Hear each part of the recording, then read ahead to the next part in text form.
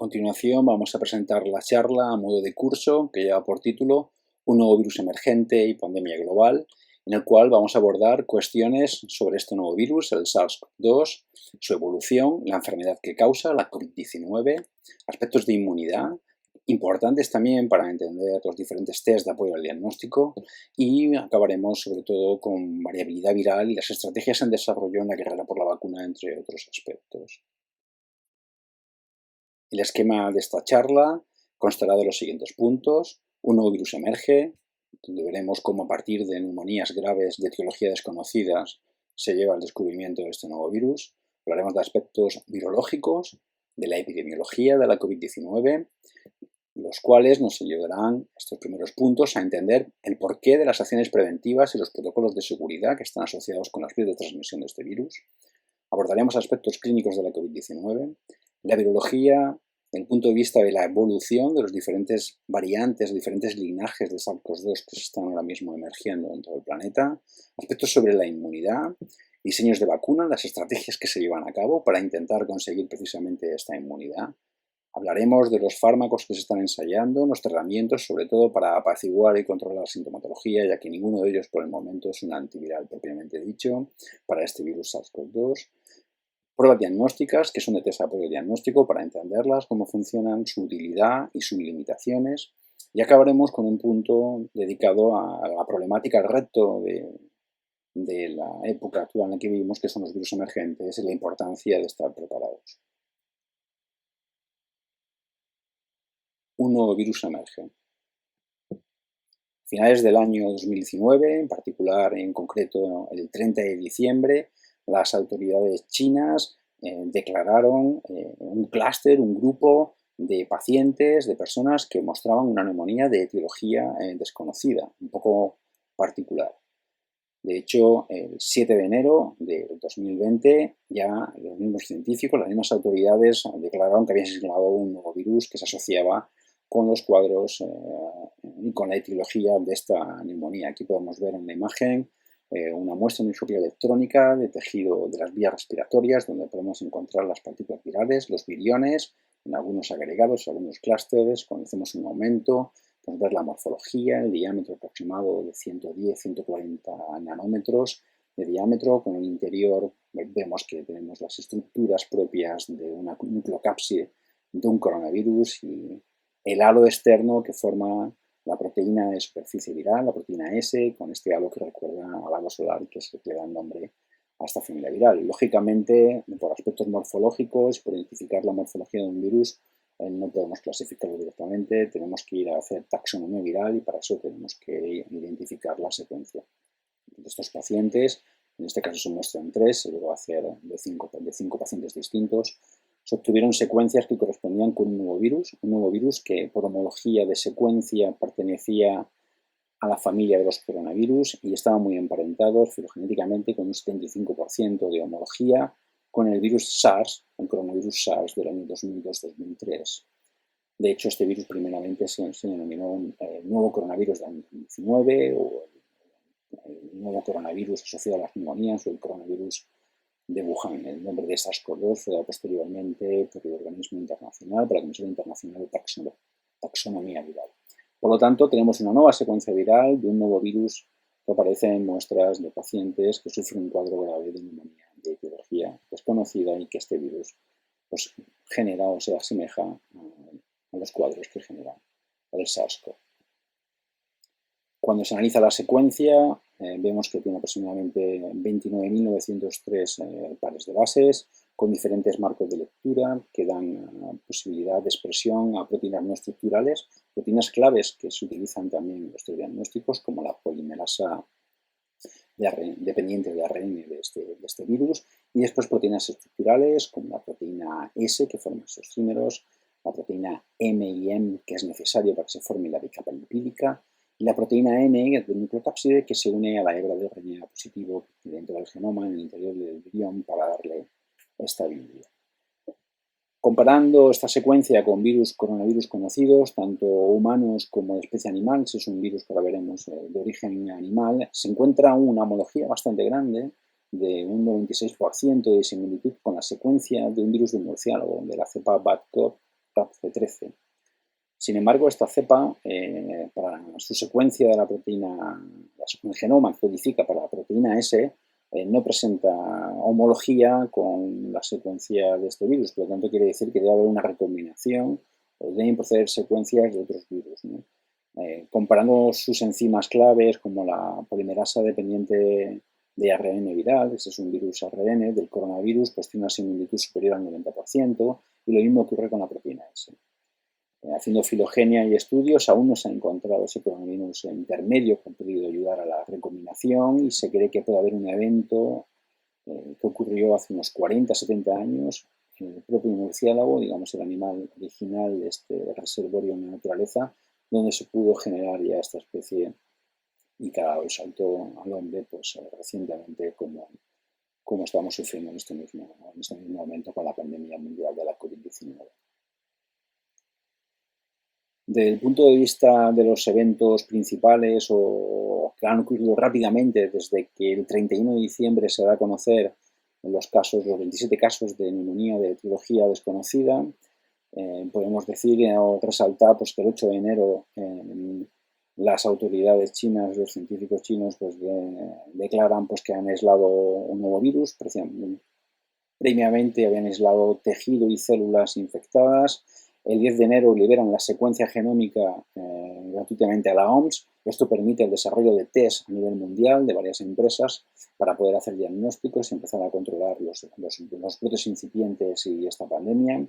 El 3 de febrero las autoridades japonesas, científicas y con el brote que hubo en el crucero del Diamond Prince, empiezan a sospechar por la vía de transmisión y la rapidez y el número de pasajeros que se infectaron de que este virus podía ser aéreo, transmisión aérea. Eso se confirma posteriormente por científicos japoneses el 20 de febrero en otro crucero y bueno, con otros brotes que ocurrieron pues, en discotecas y otros entornos internos. Hay que destacar que una vez que se tenía la secuencia y el test, de forma retrospectiva en pacientes y en muestras de pacientes, podemos datar ya que hay pacientes que presentaban este virus y con cuadros de sintomatología de COVID-19 ya por octubre-noviembre de 2019. Incluso han encontrado pacientes y personas que tenían este cuadro en Europa también sobre estas fechas. Es decir, que este virus pudo saltar a la especie humana, o al menos de forma más significativa y que nosotros hemos podido identificarla pues a partir del otoño del año 2019.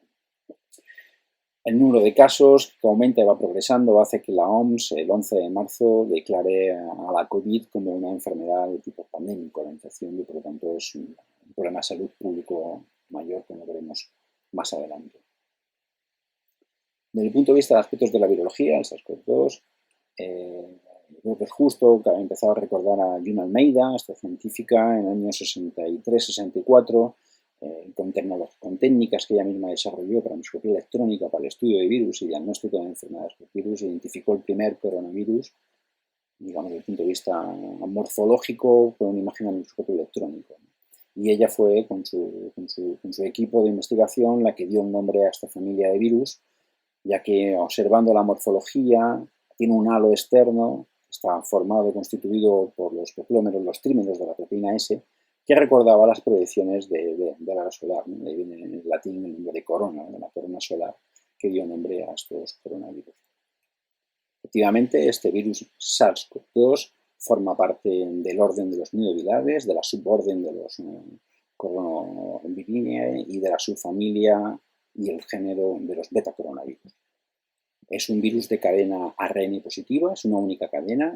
Los coronavirus de ARN cadena positiva son los virus de ARN con más grandes que existen en la naturaleza, con el genoma más largo, por decirlo de alguna manera. Tiene una envoltura lipídica externa que debe fusionar con las células de nuestros tejidos para infectar, y esa es la importancia que juega la proteína S, como veremos, y que es lo que permite seleccionar los receptores y el tropismo celular tisular de los diferentes órganos que puede infectar, ¿no? En la especie humana se conocen, con este nuevo coronavirus, 7 coronavirus. 4 cursan con un cuadro de enfermedad, digamos, suave o incluso asintomático. Por ejemplo, la cepa OC43 o la HKO1, en el caso de que el paciente tenga algún tipo de una depresión, puede llegar a generar un cuadro de bronquiolitis, pero que se maneja bastante bien. Sin embargo, SARS-CoV-2, lamentablemente, su epidemiología y por filogenia y taxonomía se emparenta al SARS-CoV y también al virus MERS, que es el virus que son virus que generan un cuadro respiratorio agudo severo, igual que el MERS, el Oriente Medio, es lo que significan sus siglas en inglés, y estos tres virus pues, generan un cuadro, como hemos dicho, agudo severo. En el caso del SARS-CoV-2 es algo más que un cuadro SARS, como ya veremos, con cuadros de hiperinflamación.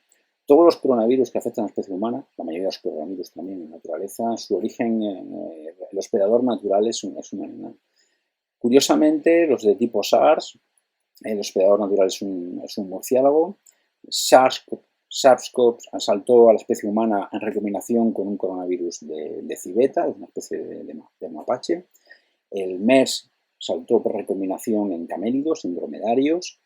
Y el SARS-CoV-2 por el momento no hemos encontrado especie intermedia. Nos está discutiendo si ha habido un salto directamente desde un murciélago o ha recombinado una especie intermedia. Por el momento se está en búsqueda de esos coronavirus animales que haya podido generar la nueva especie. El ciclo viral de este virus permite muchas recombinaciones, como ahora veremos, y bueno, es lógico pensar que ha podido recombinar, aunque bueno, todavía se está buscando en este cuadro.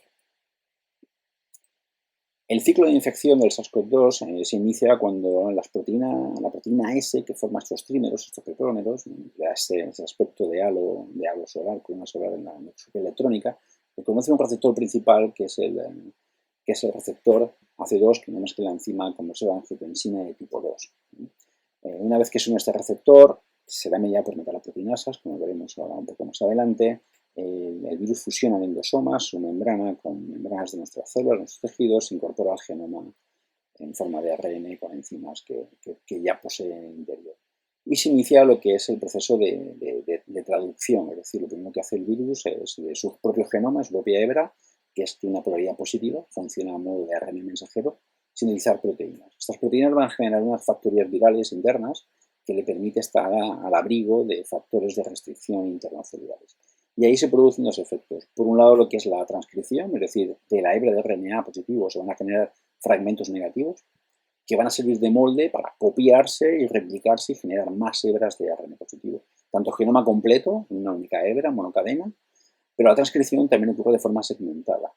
De manera que se pueden traducir y transcribir a la vez diferentes proteínas que van a generar pues, diferentes compartimentos para generar finalmente la morfología del virión que se va a exportar de forma protegida en unos compartimentos intracelulares, ¿no? Protegida de cualquier respuesta intracelular. Esto es lo que permite este ciclo, que en la naturaleza, si ese tejido, esta célula, en un animal intermedio, pues infectado con un coronavirus, por ejemplo, de origen de murciélago, y otro coronavirus que afecta a esta especie, aunque no genere enfermedad animal, en estos ciclos de replicación de estos virus que no son integrativos y que replican en el citoplasma, en sus factorías virales, pues incorporan diferentes fragmentos en los procesos de transcripción y replicación en las nuevas cadenas, de manera que se genera una nueva especie, un nuevo coronavirus, un ciclo de replicación.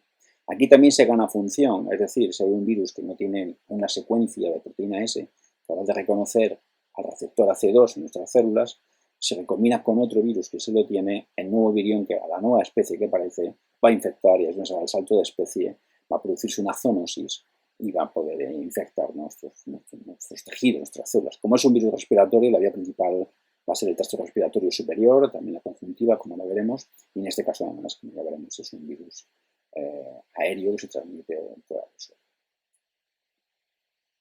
Desde el punto de vista de virología ya hemos tratado algunos aspectos, como el origen natural, la especie intermedia no está clara que sea el pangolín todavía, ¿de acuerdo? El linaje al que pertenece, como hemos dicho, son a los betacoronavirus, GB, su genoma es muy similar y el receptor para infectar nuestros tejidos es muy similar al receptor que utiliza la proteína S en el virus SARS. Pero la proteína S del virus SARS-CoV-2 que causa la COVID-19, en el dominio de unión al receptor que está en la subunidad S1 de la proteína S, que se forman trímeros, ¿no? Con este tallo, el grupo externo S1 y la parte interna, la membrana del virus, que es la subunidad S2 o el grupo S2, tienen muchísima mayor afinidad que AC2, lo que explica su mayor transmisibilidad y la capacidad de que una persona infectada contagie a un mayor número de personas con respecto al virus SARS, que vamos a ver. Además, en su secuencia hay un tallo que es cortado por poliproteínas para que se exponga a este péptido de fusión. Es que permite que se ancle muy bien la membrana del virus y fusione con nuestra membrana. Por lo tanto, no solo necesita este virus reconocer el receptor, sino que sea procesado en este tallo. Y aquí es donde viene una de las pistas que es propia de este virus y que está asociada en principio por datos científicos a su mayor citotoxicidad, a su mayor patología de la enfermedad. Y es que en la secuencia genómica para la proteína S, la proteína espicular externa, se encuentra en esa región de corte y procesamiento por metaloproteinasas una región polibásica y que no se encuentra en otros coronavirus que causan un cuadro grave para el hombre. Y en esa secuencia polibásica se encuentra un sitio de corte por la enzima furina. Es una enzima que se encuentra en todos los tejidos y células, tanto en la membrana plasmática, en la zona externa, como en la zona intracelular. Es una enzima importante para la biología de nuestros tejidos porque permite madurar proteínas y que muchos virus evolutivamente lo aprovechan. También el virus VIH lo aprovecha para madurar, por ejemplo, sus proteínas de envoltura en los linfocitos TCD4. Curiosamente, esta secuencia también es compartida por este coronavirus humano, que hoy en día es un coronavirus estacional, junto a los otros 3 estacionales, y que causa un cuadro suave o leve, como hemos dicho anteriormente, y que este es un virus que se descubrió junto a la cepa 1143 justo después del brote pandémico en el SARS del año 2003. De hecho, sobre el 2005 se descubrieron en muestras de pacientes que habían sido infectados por SARS. De hecho, las pacientes que tenían un cuadro más grave por SARS mostraban después, posteriormente, de forma en análisis y en estudios que se han hecho después con la muestra de estos pacientes, un cuadro mucho más grave cuando vino con infección por este coronavirus. Pero por el momento no había una relación clara, ni se sabe todavía el por qué, si esta secuencia de corte en polifurina, por qué este virus que es estacional no genera estos cuadros más graves. Seguramente el receptor que utiliza es distinto al receptor AC2, la densidad es menor en el tracto respiratorio y la eficacia de transmisión también está relacionada con esto y es menor, por lo tanto la carga viral es menor y no se produce el cambio. Curiosamente, el reservorio animal son roedores, a diferencia de los virus que causan un cuadro grave, como otros roedores que son los murciélagos. Esta secuencia de corte por furina es importante porque está muy próximo al péptido de fusión de esta región negra. Esta sería la región externa, ¿de acuerdo?, donde se une el receptor AC2. Tenemos el tallo y el corte de furina está en esta región, dejando expuesta la proteína para hacer una fusión mucho más importante de este virus. ¿Qué es lo que va a ocurrir? El trímero de la proteína del virus va a reconocer AC2 y va a ser cortado por metaloproteinasas, incluso por capepsinas, que van a permitir que el péptido de fusión se exponga y fusione la membrana del virus con la de la célula y el virus es genuinamente continúe su ciclo. Bueno, pues la furina lo que hace es cortar más cerca de la región del péptido de fusión y permitir que este proceso sea más eficaz, ¿de acuerdo? Con lo cual el virus se infecta mejor. Pero el segundo punto importante de la furina es que los viriones nacientes, con las proteínas que se le incorporan en el virión para el virión naciente, esta proteína, esa ya sale procesada, ya sale cortada, de manera que no expone el dominio externo y no necesita reconocer AC2 para infectar cualquier tipo celular. Por lo tanto, podemos tener una mezcla de viriones que nacen con la proteína sin procesar y que va a infectar todos los tejidos donde se exprese AC2, ¿de acuerdo? Pero además, el virión va a nacer con una proteína con el péptido de difusión expuesto y puede infectar cualquier tipo celular, como por ejemplo linfocitos, y es uno de los cuadros que está asociado a la linfopenia o que se acepta la linfopenia, aunque más adelante veremos que hay los datos que aportan que el mecanismo es mucho más complejo. Pero es que además el virus puede fusionar dentro de las células y tejidos en las reuniones vasolaterales, célula a célula. De manera que pasa al abrigo, se escapa de la respuesta humoral, la respuesta adaptativa neutralizante de los anticuerpos. Por lo tanto, la furina permite no solo que el virus se infecte mejor, que se propague y que afecte más tejidos y órganos, con lo cual aumentando la patología, sino que es un mecanismo de escape inmunológico. Este virus es un virus respiratorio, de trato respiratorio, y se transmite por vía aérea. Es la manera principal y sobre todo hay que tener cuidado, digamos, en espacios cerrados, en interiores, incluso en interiores abiertos y no están bien ventilados, como lo veremos. Las pruebas principales han sido estudios que se han realizado por eventos de supertransmisión, como lo veremos, tanto, por ejemplo, en Consulten en Corea, en un coro que hubo en Skagit, en Estados Unidos y, por ejemplo, en un restaurante en la ciudad de Guangzhou, en China. Pues todo eso está publicado científicamente, se puede ver también revisado aquí, donde claramente hoy la comunidad científica acepta los eventos que se están describiendo lo constatan o demuestran que este virus, la transmisión principal es vía aérea y por aerosol, es decir, por gotas con un tamaño inferior a 50 micrones. También se emiten gotas, lógicamente, de tamaño superior, que por densidad caen rápidamente y la distancia de propagación es peor, ya que el aerosol queda flotando en el aire y se puede llegar a transmitir o propagar hasta una distancia de 10 metros de la persona que está infectada. Lógicamente, corrientes de aire acondicionados, pues hace que se ocupe todo el volumen y que la transmisión sea mayor y que el riesgo de infección sea mayor. Lógicamente, si nos tocamos la cara o una superficie que esté contaminada y entramos en contacto con otra persona y a su vez esa persona se toca la cara en una higiene correcta, pues es una vía de transmisión también, el contacto, de ahí lo de las normas de la separación y la higiene de superficies, etcétera. Aún no está claro la infección, la transmisión de gran caso por transfusión sanguínea de sangre no controlada, ni en órganos de trasplantes, se está estudiando, no hay casos claros, pero sí es claro ya, aunque hace poco se estaba todavía cuestionando, ya hay datos científicos suficientes que apoyan la transmisión transplacentaria de la madre al feto, ¿no? Se infecta la placenta, el método, como ahora vemos. La perinatal hay un poco más de discusión. De hecho, a ese respecto, pues, hay unos artículos científicos que claramente ya demuestran que hay una infección de la placenta, el virus pasa al líquido amniótico y el feto, y el pronto el neonato nace ya infectado y bueno, con cierto ya cuadro de sintomatología, incluso trastorno neurológico, por donde hay que tener vigilancia y se está trabajando para evitar esa transmisión vertical que se consigue con otros virus, esperamos que se pueda conseguir también. En cuanto a la transmisión perinatal, por ejemplo, durante la lactancia, aún no hay datos claros de que sea una vía de transmisión clara y que ocurra siempre. Y ya se está encontrando tanto partículas virales que son infectivas en el laboratorio en la leche materna, como también anticuerpos neutralizantes de este mismo virus. Ahora mismo no sabemos qué equilibrio se debe dar entre uno y otro para que haya una protección y no haya una transmisión a través de la leche materna, que son casos que se están estudiando en estos momentos. Lógicamente hay secreciones externas, como ya hemos dicho. Hay que tener cuidado con la infección también a través del glóbulo ocular. Diferentes células de este órgano o tejido expresan receptores y las metalaproteinasas necesarias para que el evento de fusión e infección del virus se lleve a cabo. Por lo tanto, el glóbulo ocular es una vía de entrada y reservorio, es un órgano, digamos, privilegiado desde el punto de vista inmunológico, como se sabe, y el lacrimal es un reservorio y tiene una carga viral suficientemente que puede infectar. Por lo tanto, los oftalmólogos pues deben tener precauciones, no solo la mascarilla, sino también viseras, gafas, en el momento de ejercer su profesión, porque hay pacientes que pueden ser asintomáticos con carga viral elevada y también a nivel glóbulo ocular. En tracto respiratorio, por ejemplo, los niños aclaran rápidamente el virus tras la infección.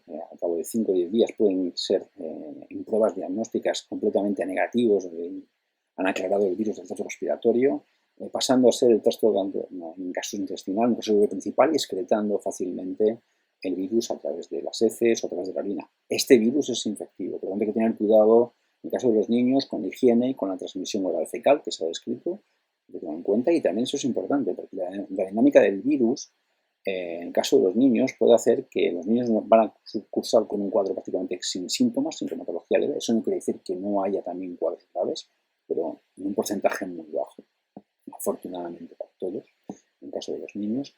Pero si queremos, por ejemplo, hacer un test diagnóstico y comprobar si los niños están infectados o no, podemos tener una PCR negativa de muestras pues, tanto nasales, en saliva o nasofaringia, y teniendo un niño infectado y excretando a través de orina y heces un virus que es infectivo. Entonces hay que tener en cuenta la dinámica viral en cada tipo de paciente, y eso es importante también para hacer correctamente el diagnóstico y poder establecer realmente si una persona está infectada.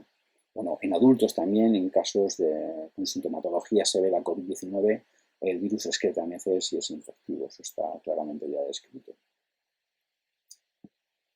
Es un caso interesante, curioso, de eventos de supertransmisión que se da, en este caso ha sido en una cafetería de una cadena famosa internacional, ha pasado hace poco, el 8 de agosto, en plenas vacaciones, en el sur de Corea, donde una persona infectada, asintomática, pues colocada en la cafetería, pues durante el tiempo que ha estado, unas cuantas horas, y gracias a la ayuda del aire acondicionado, el virus se ha esparcido en todo el volumen y todos los clientes que estaban en la cafetería, prácticamente todos, se infectaron, unos 56, 57, salvo 3 personas que eran las personas, los trabajadores de la cafetería que iban con mascarillas. Por lo tanto, esto demuestra dos cosas. Uno, la importancia de las mascarillas, que ese es un virus de transmisión aérea, como ya se había descrito por los propios chinos y científicos japoneses en eventos anteriores, que el aire acondicionado es un supertransmisor y que hay que controlar el aforo y ventilar el espacio. Y cuanto más tiempo se esté en el espacio, en un aforo donde es relativamente ocupado y con asintomáticos, el riesgo de infección es alto y que los asintomáticos transmiten el virus muy bien. De hecho, en esta lámina y en la siguiente, lo que vamos a abordar es una revisión de casos de supertransmisión que se han descrito correctamente y científicamente bien controlados, donde vamos a comparar espacios, tanto espacios exteriores como interiores. Dentro de los interiores vamos a comparar entre bien ventilados, bien aireados y pobremente aireados, escasamente aireados, comparando baja ocupación con alta ocupación. Y en dos escenarios. Uno en el que portamos mascarillas y estamos poco tiempo dentro de, digamos, de esas superficies, de esos espacios, o estamos mucho tiempo. Lógicamente, la zona verde quiere decir que no hay riesgo de transmisión, tanto si estamos, digamos, respirando, callados, como si hablamos de forma normal, o si, bueno, pues gritamos o cantamos o hablamos en voz alta. Si los espacios están mal ventilados, aunque llevamos mascarillas, ya empezamos a tener ciertos riesgos. Si aumentamos el tiempo de estancia en espacios incluso con baja ocupación, con un aforo de baja ocupación, el tiempo, varias horas, estamos hablando de 3, 4, 5 horas, ya empezamos a tener riesgo. Lógicamente, si hablamos o cantamos o hablamos en voz alta, el riesgo aumenta. Si el aforo está mal ventilado y hay alta ocupación, es decir, por encima del 25-30% de ocupación y estamos varias horas, el riesgo de transmisión y de infección es elevado, incluso portando mascarillas. Lógicamente, este escenario se empeora si no portamos mascarillas, lógicamente, ¿no? Tanto con la alta ocupación como con el tiempo en el que estamos en el espacio. Los exteriores siempre son más seguros y, por lo tanto, restaurantes, discotecas, aulas, aularios, tenemos que tener aforos mínimos. Lo ideal sería no estar mucho tiempo dentro de ese aforo. Las distancias no pueden ser solamente de 1,5 metros, tiene que ser una distancia mayor y tenemos que asegurarnos que la ventilación es generosa, que es perfecta. Aspectos de epidemiología de la enfermedad de la COVID-19. Cuando nace o emerge un nuevo virus y identificamos una sintomatología, una nueva enfermedad, en este caso eran neumonías de una etiología desconocida, rápidamente, sobre todo si los cuadros son graves y vemos que tiene una letalidad importante, en este caso rondó entre el 2 al 5% rápidamente, lo que se observó en la ciudad de Wuhan, en la provincia de Hubei, en China. Una de las primeras preguntas que surgen es ¿de dónde viene este virus? O sea, ¿dónde se reservó? ¿Es un virus animal? ¿Qué hemos hecho? ¿Qué gestos hemos hecho? Bien a través de la alimentación. Acordaros del problema del mercado de abastos donde se sacrificaban animales, muchos de caza que no tienen un control veterinario. Se ha descartado como el punto de origen. Seguramente ha jugado un papel importante en la expansión del virus en la ciudad de Wuhan. Acordaros que tiene unos 11 millones de habitantes. Entonces, es importante identificar el origen del virus, cuál es el reservorio y qué gestos ha permitido esa zoonosis y que salta a la especie humana. Para evitar en el futuro, si el reservorio sigue estando en la naturaleza, evitar de nuevo que este virus salte y genere otra pandemia global como la que estamos sufriendo ahora mismo. Por lo tanto, en el momento que salta a la especie humana, el segundo punto importante es controlar cómo se transmite entre las personas, en un foco, en un mercado, en un hospital. El personal sanitario se infectó, lógicamente, en ese momento, porque bueno, pues, es un nuevo virus que emerge y hasta que no va viendo los casos, pues es difícil estar atento y poder actuar sobre él. Por lo tanto, eso es importante. En este caso, hay un dato que ha permitido que el virus se convierta en una pandemia, que recordaremos un poco más adelante, es que el 80% de las personas infectadas aproximadamente son personas contagiosas, estando asintomáticos y por tiempo, con carga viral elevada e importante. Nos preguntamos si puede persistir el virus en el ambiente, es decir, sobre objetos, en torno de las puertas, en las superficies, en las mesas.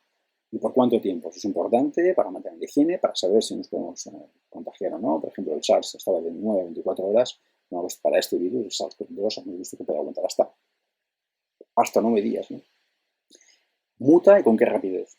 Este virus es un virus ARN y tiene una tasa de mutación no muy elevada. Es decir, las variantes que se están controlando ahora no presentan una gran tasa de mutación con respecto al virus más ancestral que se descubre, digamos, en la ciudad de Wuhan, ¿no? Con el origen del virus. Pero algunas mutaciones se están empezando a ver, como ya veremos, ¿no? Y muchas de ellas, bueno, pues lo pueden hacer más virulentos, como no sé, entre comillas, ya hablaremos de esto, ¿no?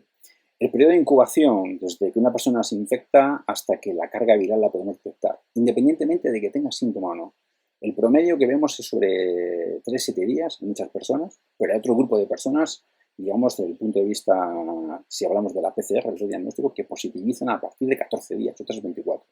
El promedio que se ha aceptado para el control de brote y para seguir una persona que está infectada para ver si tiene o no carga viral, independientemente si tiene o no síntoma, es 14 días. Por eso las cuarentenas se están haciendo por precaución a 14 días.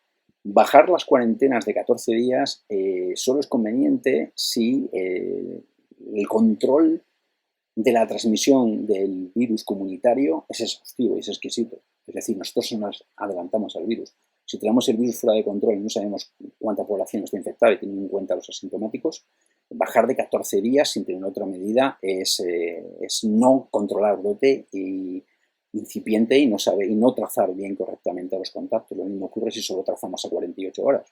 Si damos 48 horas y una persona que vemos que tiene síntomas y que está infectada, sus contactos a 48 horas que se hayan podido infectar, si todavía no tienen carga viral detectable, pues van a dar negativo en las pruebas de test diagnósticos. Por lo tanto, debemos ser más prudentes y deberíamos tener pues, bueno, seguimiento hasta 14 días, que es lo que aconsejan los países que mejor están controlando y los datos científicos, lógicamente, este virus y la pandemia, ¿no? ¿Puede una persona infectada transmitir sin síntomas el virus? Sí. Como lo he dicho, con eficacia, sí. De hecho, es un virus aéreo por aerosol, sí. ¿Cuán virulento es? ¿Es letal? Sí, es letal. De hecho, en los países que han controlado los asintomáticos y se han anticipado al virus, han encontrado una mortalidad promedio entre un 2 a un 5% de las personas infectadas, no de los casos graves, contando el global, ¿de acuerdo? En España, con los datos que tenemos a nivel hospitalario de las personas infectadas con cuadro grave o moderado, hemos llegado a tener un 11-12% de mortalidad, doble prácticamente que en China, un poco más. La tasa de transmisión, es decir, el concepto de R0, R0 o el número básico de reproducción, que hablaremos sobre él, es una persona infectada, cuántas otras personas puede infectar, si no, no ponemos nada, digamos, que remedie que el virus se pueda transmitir. Pues para este virus está entre 2,53, 3,84, es decir, un promedio de 3 a 4 personas que puede infectar si no le dificultamos que el virus se transmita, como estamos haciendo ahora, por ejemplo, con las mascarillas, la higiene y el distanciamiento social principalmente, ¿no? Una persona infectada, ¿cuánto tiempo puede estar transmitiendo el virus? ¿Cómo aclarar el virus? ¿Cuánto tiempo promedio? Bueno, más o menos el tiempo promedio de una persona infectada con el pico de carga viral, después de 4 o 5 días de carga viral óptima, pues puede seguir transmitiendo de promedio unos 10 días.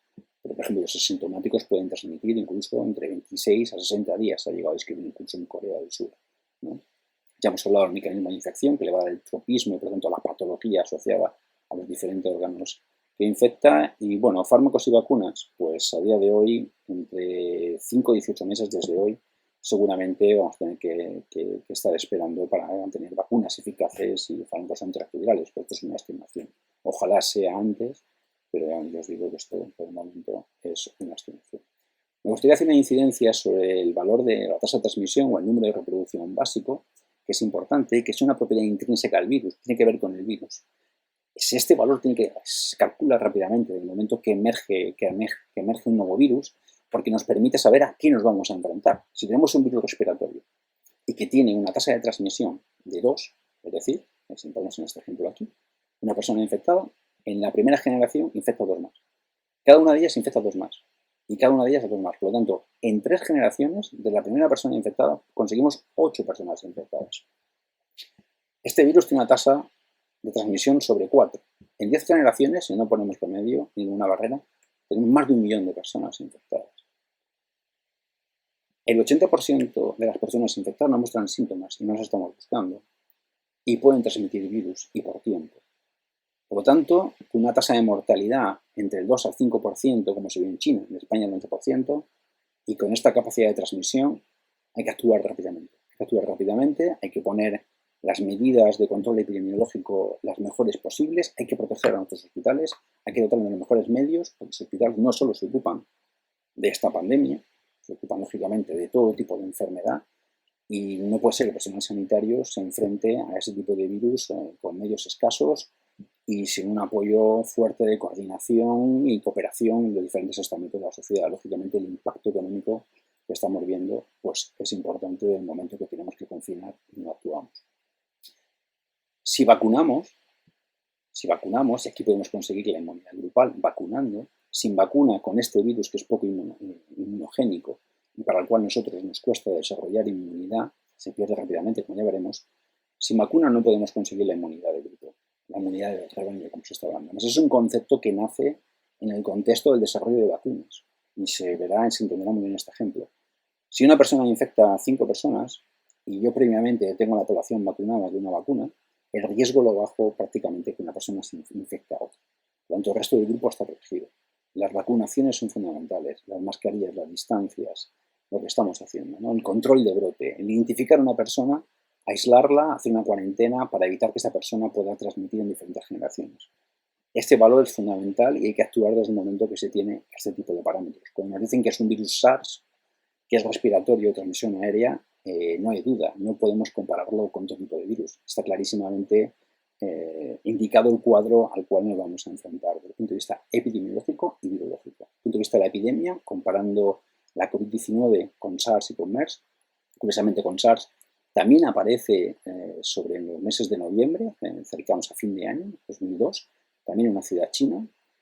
En este caso, en China, casos confirmados, estamos hablando a fecha de 22 de mayo, pues 84.000 personas estaban infectadas. A nivel global, en ese momento, había más de 2.600.000 personas a nivel mundial que se habían confirmado que se habían infectado por SARS-CoV-2 y con cuadro de la COVID-19. En el caso de la mortalidad, en China había un porcentaje aproximado en ese momento de 5,5%, en Italia de un 13% y en España llegamos a un 11-12%. España también es uno de los países que tiene el mayor porcentaje de infecciones entre el personal sanitario. En China se llegó a un 2% de personal sanitario, a pesar de que el brote se inició allí en una ciudad de 11 millones de personas, ¿no? Y controlaron, lógicamente, en Wuhan. Los asintomáticos permiten, y con el mundo global, el comercio, el negocio, el turismo además a nivel mundial, pues, lógicamente a través de un avión, en pocas horas nos plantamos en otra punta del planeta y han permitido que este virus haya dado el salto global. También Oriente, esta región del planeta, pues es una potencia económica actual, prácticamente se fabrica todo allí, desde alta tecnología a los objetos, bueno, pues digamos los más sencillos, que son necesarios. Hay una gran actividad comercial mundial de todas las empresas y por lo tanto pues se ha expandido rápidamente a través de nuestras actividades y nuestro mundo que es global. De hecho, a pocos días de enero del 2020, el 30 de enero del 2020, ya había más de 23 países donde este virus se había exportado desde el foco inicial a la zona de China y la OMS lo declaró, la Organización Mundial de la Salud, como enemigo público número 1. Posteriormente, el 11 de marzo ya declaró una alerta sanitaria a nivel global diciendo que, bueno, pues que este virus se consideraba como una emergencia global, ¿no?, de salud pública, ¿no?, este virus del SARS-CoV-2. El 31 de enero se confirma el primer caso de un paciente infectado por SARS-CoV-2 con sintomatología prácticamente leve o escasa en La Gomera, y llamó a unos turistas alemanes, en Canarias, y posteriormente el 25 de febrero asistimos a un primer tema de aislamiento en el Hotel H10, ¿no?, que se inició por turistas italianos, ¿no?, con lo cual digamos que los primeros casos se detectaron aquí en España y en una zona, bueno, de turismo internacional importante, ¿no? Esto demuestra pues que un virus que empieza en China, pues a través del negocio y turismo de masas, pues puede entrar en Europa y de Europa entra rápidamente en las Islas Canarias. Por lo tanto, tenemos que estar preparados porque el impacto sociosanitario y económico que estamos sufriendo ahora, pues un virus de estos lo causa rápidamente. Si miramos las cifras de esta pandemia, a 21 de septiembre, y miramos los casos que se confirman cada día, España cada día tenía una tasa de nuevos infectados de unos 31.400 personas declaradas infectadas en España a 21 de septiembre. Cada día tenía estos datos. Estados Unidos, 39.000, Reino Unido pues unos 3.800, 4.000. China 36 a 21 de septiembre. A día de hoy China ya lleva más de un mes sin ningún caso, digamos, en la China continental. Están entrando algunos importados que controlan bien. En cuanto a casos acumulados desde el inicio de brote, en España a 22 de septiembre hay más de 680.000 personas infectadas, declaradas. En Estados Unidos casi 7 millones de personas y en China unos 90.000. Con respecto a los decesos, a las muertes, decir que España ha tenido un pico sobre aproximadamente el 15 de mayo de casi 12% de mortalidad. En esa fecha Reino Unido tenía un 15% aproximadamente, Estados Unidos un 6% y China llegó al punto del 5%, pero China llegó a estar mucho más baja, como ya hemos dicho, y a 29 de septiembre, a nivel global ya hay más de 33 millones de personas declaradas infectadas por SARS-CoV-2 y ya hemos superado la barrera del millón de muertos. Prácticamente casi todas las regiones, países de los diferentes continentes tienen casos. Las zonas más claras, donde la incidencia y la prevalencia del virus es más bajo. No sabemos si es porque es difícil obtener datos en esas regiones, pero no siempre es así. Por ejemplo, en África hay países muy expertos en el control de pandemias que lo hablan con estos organismos. Por ejemplo, Senegal es un país que está controlando de forma ejemplar los casos y sus datos están bien cuantificados y bien comunicados a los organismos internacionales. En ese caso es una acción activa del gobierno senegalés y de sus científicos y equipos médicos. Por lo tanto, con este virus, que es respiratorio, el tracto respiratorio, que es aéreo, se transmite por aerosoles, donde sabemos que hay que tener cuidado con los interiores, con el aforo, con el tiempo de aire acondicionado, qué acciones preventivas o protocolos de seguridad tenemos que tener en cuenta. Lógicamente, la mascarilla es fundamental, tanto para la gota como para el aerosol. El control de aforo en interiores, tenemos que pasar poco tiempo. El control de aforo, el aforo tiene que tener una ocupación inferior al 20%. El espacio y la distancia entre las personas que están dentro de ese aforo pues tiene que ser superior a 1,5 metros. Tiene que estar bien ventilado. El aire acondicionado es un vector de transmisión, por lo tanto hay que evitar aire acondicionado al máximo. Hay que intentar promocionar las actividades fuera, incluso fuera también, pues, si estamos con más personas, pues con cierta separación y también con mascarillas, si no estamos afuera. Lógicamente el riesgo cero no existe y está demostrado. Y después la higiene tanto personal como de superficies. Lógicamente, como hemos comentado, superficies contaminadas hay que limpiarlas bien. No se ha descrito aerosoles en los aseos, en los cuartos de baño, que se transmite a través del agua y se genera un pequeño aerosol en el aire. Y bueno, el lavado de manos, que es fundamental, con jabón líquido si se tiene agua y si no, bueno, pues con las soluciones hidroalcohólicas si no disponemos a mano tal y bueno, pues secarnos bien las manos pues con servilletas de esas desechables, ¿no? Y nunca desechar las mascarillas por el suelo, porque estamos generando ahora un problema de contaminación en las costas, en el campo y en las calles de nuestra ciudad, de nuestros pueblos con las mascarillas. Las mascarillas deben también ser desechadas pues en la basura y de forma controlada. Hay un protocolo de inicio de prácticas clínicas que se ha establecido entre el Servicio Canario de Salud de la Dirección General de Salud Pública del Gobierno de Canarias y la Universidad de La Laguna, la Facultad de Ciencias de la Salud, para teniendo en cuenta la importancia que supone la realización de las prácticas clínicas para los grados sanitarios y la situación actual de emergencia sanitaria por la COVID-19, se realizarán las siguientes valoraciones en este protocolo que voy a pasar a enumerar y a describir de forma literal. Por tanto, se deberá restringir al máximo la permanencia de estudiantes en los centros sanitarios y se debe restringir al máximo la exposición de los estudiantes a pacientes de la COVID-19 conocidos. Por ello, las prácticas deben ser programadas, ajustadas en el tiempo al mínimo imprescindible y adaptadas para no coincidir más de un alumno por espacio físico, en consulta, en quirófano, habitación, etc.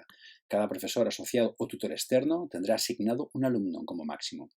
En cada momento, debiendo conocer ambos con antelación el horario de entrada y salida y la ubicación de las prácticas para evitar permanecer en pasillos o zonas comunes en espera. El protocolo concreto que se debe seguir en cada centro debe ser consensuado con las gerencias de cada centro, hospital público, hospital concertado, centro de salud, etc.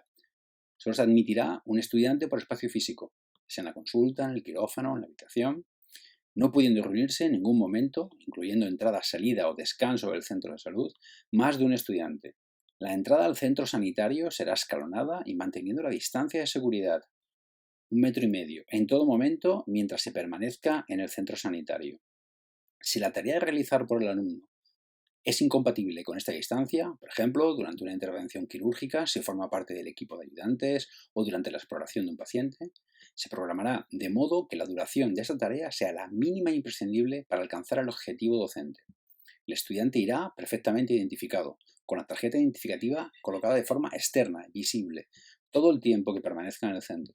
Llevará pijama blanco y o bata blanca, suministrada por el propio alumno, específico para las prácticas. Este uniforme será lavado diariamente en el domicilio a 60 grados 60 minutos o 90 grados 30 minutos con detergentes habituales.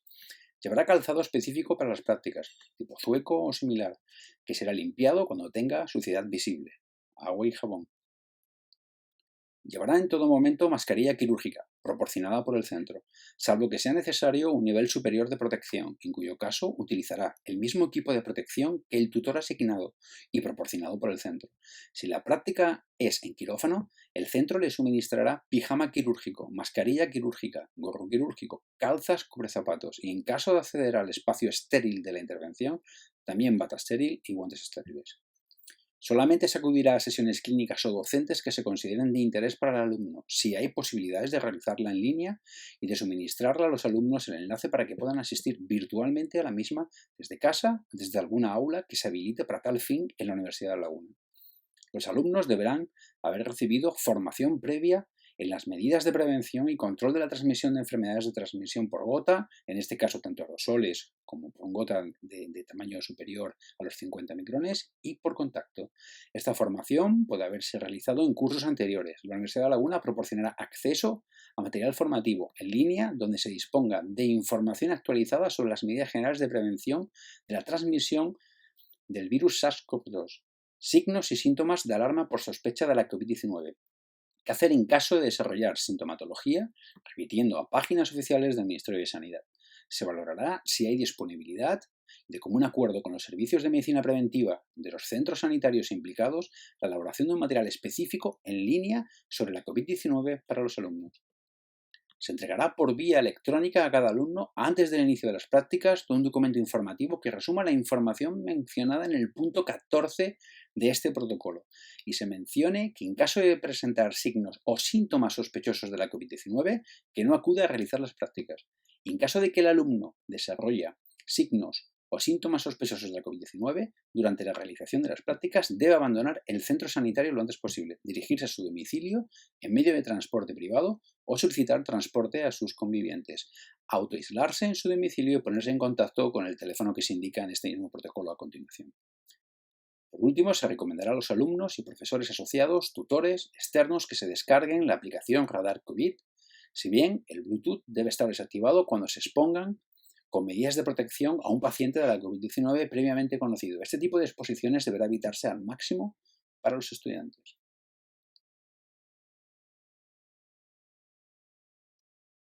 Continuamos con aspectos clínicos de la COVID-19. De nuevo vamos a comparar con las enfermedades del MERS y del SARS, de la COVID-19, MERS y SARS. ¿Qué es sintomatología? La sintomatología no es sencilla, hay un cuadro complejo, pero sí podemos destacar fiebre alta, tos seca, cansancio, una gran fatiga, dificultad para respirar, apnea. Si miramos en el laboratorio y hacemos análisis, vemos que hay un contagio anormal de leucocitos, hay una especie de linfopenia, observamos coagulación anormal, disfunción de diferentes tejidos u órganos y lo que se denomina la tormenta de citoquinas, es decir, predomina de forma sistémica citoquinas que son proinflamatorias y que generan daño tisular al promover la respuesta del sistema inmunológico desde el punto de vista inflamatorio sobre diferentes tejidos. Lógicamente se produce una neumonía bilateral, que se puede observar rápidamente en los escáner, y en los casos más severos y más graves, además, se puede observar un cuadro de sepsis y lo que es un shock séptico. De hecho, hay una diferencia con SARS y MERS con respecto a la COVID-19, y es que se observa un síndrome de hiperinflamación que se está observando. En el caso de los niños, incluso un síndrome inflamatorio multisistémico que lleva a problemas a nivel cardiovascular, a cuadros similares a lo del síndrome de Kawasaki, como se ha hablado lógicamente. Este es un cuadro propio de la infección por SARS-CoV-2 y propio de la enfermedad de la COVID-19 y que es más complejo a un MERS o un SARS. Pero hay sintomatología que es muy parecida. Lógicamente, SARS-CoV-2 se parece mucho a SARS, la vía de infección y de receptor que infecta es similar, aunque la afinidad es mayor para SARS-CoV-2. Por lo tanto, no tenemos vacuna, no tenemos tratamiento específico y la principal aproximación va a ser un soporte vital al paciente, intentar apaciguar y controlar rápidamente la sintomatología. Y este cuadro de la tormenta de citoquinas o el síndrome de hiperinflamación, lógicamente, es uno de los ensayos clínicos o tratamientos que se están desarrollando con más o menos éxito y donde, digamos, que se está poniendo el acento para intentar controlar rápidamente la primoinfección, ¿no?, en estos pacientes que desarrollan un cuadro severo de la enfermedad. Estos cuadros se explican, lógicamente, y con mayor facilidad, viendo el nivel de expresión del receptor principal que utiliza este virus para infectar. De hecho, en todos los órganos donde vemos algún tipo de fallo o disfunción o patología asociada, este receptor se expresa. Desde el sistema nervioso central, lógicamente, en las vías respiratorias superiores, a través de ahí entra también al sistema nervioso central, en el glóbulo ocular, que hemos visto es un reservorio, y además el lacrimal contiene partículas virales infectadas y son infectivas y es transmisor también. La musculatura cardíaca, el corazón, el endotelio vascular, los pulmones, los riñones, el hígado, el estómago. De hecho, me han dicho que los niños aclaran rápidamente el tracto respiratorio y se convierte en un reservorio viral a través del cual se excreta rápidamente. Aquí genera daño tisular, multiorgánico, está asociado al fallo multisistémico y a cuadro de muerte, también con fallo a nivel del sistema nervioso central, directamente por la vía respiratoria, y a partir de estos cuadros se puede entender muy bien, digamos, toda la sintomatología posterior, las secuelas que ahora veremos más adelante.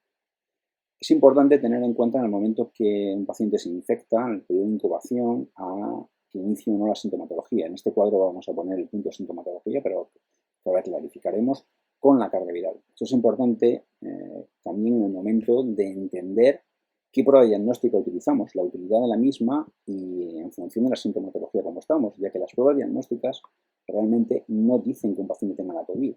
Ayudan al diagnóstico. Es la sintomatología, es el facultativo, es el personal sanitario, el personal médico, quien va a determinar que un paciente que esté infectado por SARS-CoV-2 tiene una COVID y cuál es la gravedad de la misma. En la prueba diagnóstica, la PCR o un test de antígeno no te dice que tengas una COVID, aunque haya una correlación, como ahora veremos, por ejemplo, en el caso de las PCRs y la carga viral. El tiempo de incubación, que es el periodo entre que nos infectamos, si tenemos el virus por vez primera, empezamos a tener carga viral detectable, y estamos cerca del punto de sintomatología, generalmente puede ser un promedio de 6 días, pero como hemos dicho, en algunos pacientes se ha visto de 14 a 21 o 26 días. Y esa es la explicación por la cual las incubaciones, los periodos, las cuarentenas, se están cogiendo alrededor de 14 días. ¿De acuerdo?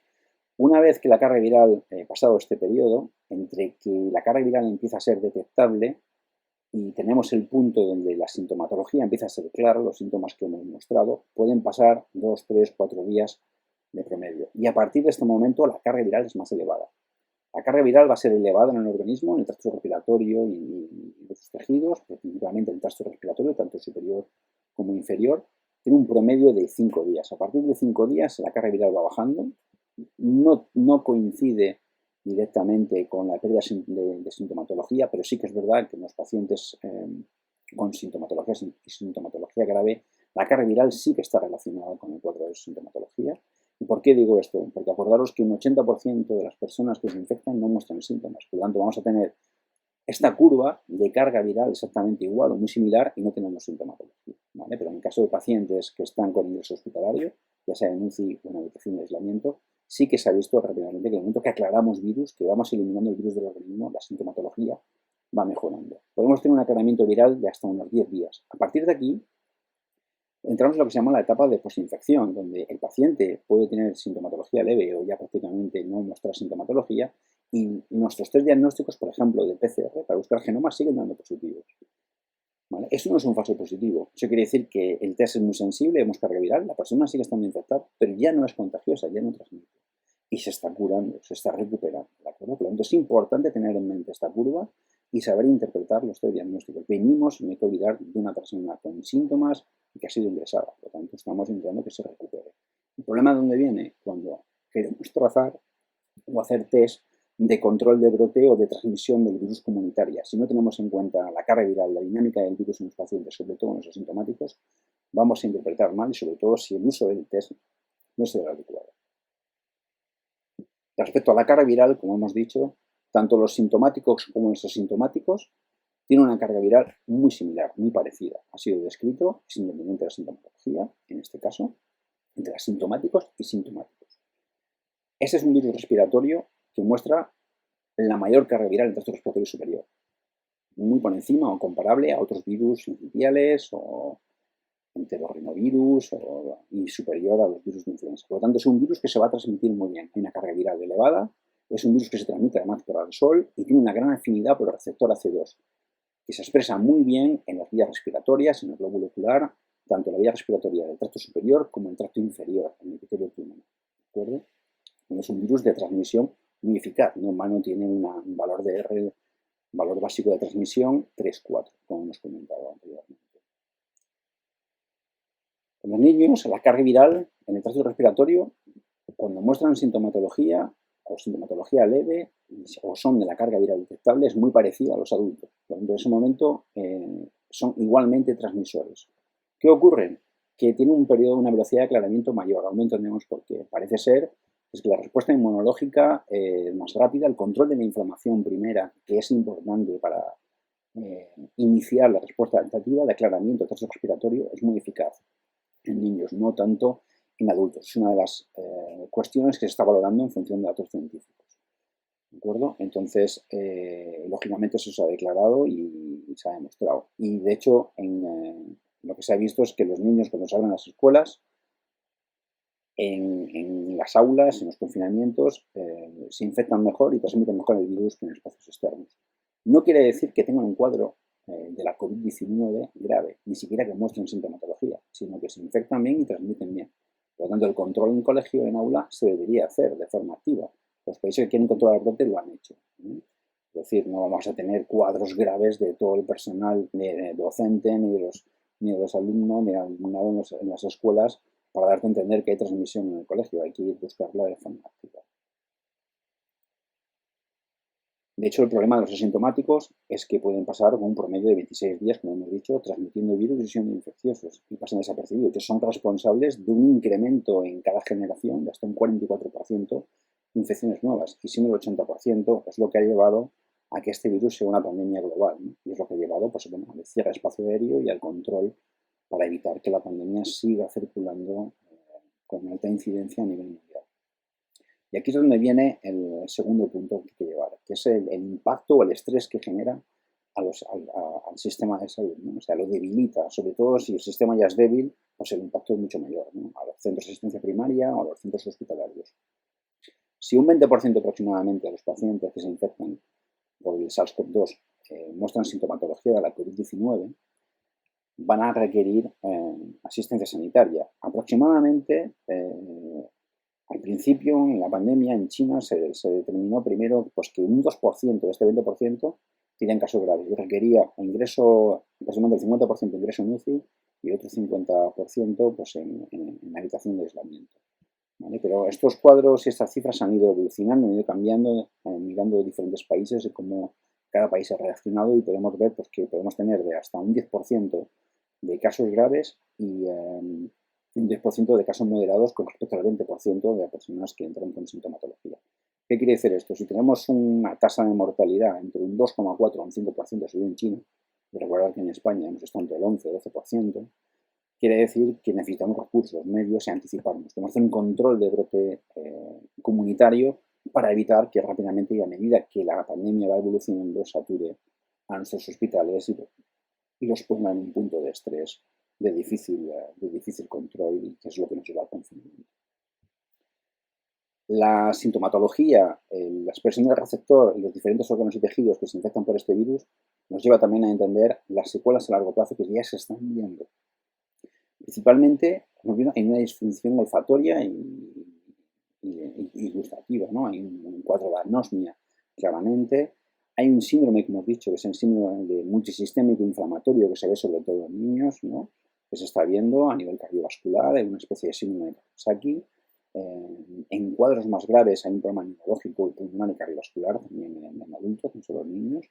Y el cuadro de sintomatología y de secuela es mucho más complejo. Se está viendo que hay cuadros de ansiedad, anormalidades cardiovasculares, depresión, el metabolismo de la glucosa pues, desregulado, hay incluso hiperlipidemia, hay incluso estrés, desorden postraumático y, lógicamente, en el caso de cuadros con anemia bilateral, donde ha habido un cuadro de fibrosis pulmonar grave, pues se reduce la capacidad respiratoria, lógicamente, la capacidad pulmonar. Las trombosis pulmonares también se producen, pero tienen una recuperación mucho mejor, se podría recuperar el problema sin más fibrosis. A continuación voy a pasar una serie de diapositivas sobre esta misma secuela, simplemente para que tengan esta información, la vayan a buscar. Es una información de la OMS, donde pasamos de las secuelas de efecto respiratorio, al cardiovascular,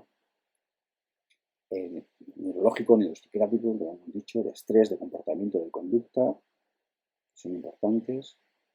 Y últimamente hay un estudio del Organismo de Salud Pública en Ontario que está viendo además secuelas a nivel hepático y renal, donde también se expresa receptor AC2 y también a nivel reproductivo. Parece ser que entre los hombres el número de espermas disminuye y la calidad o la función del esperma también. Son estudios muy preliminares, aquí están las referencias por si a alguien le interesa. Hay que hacerle un seguimiento y, bueno, por el momento, como estamos viendo, la infección por SARS-CoV-2 no es la infección por SARS.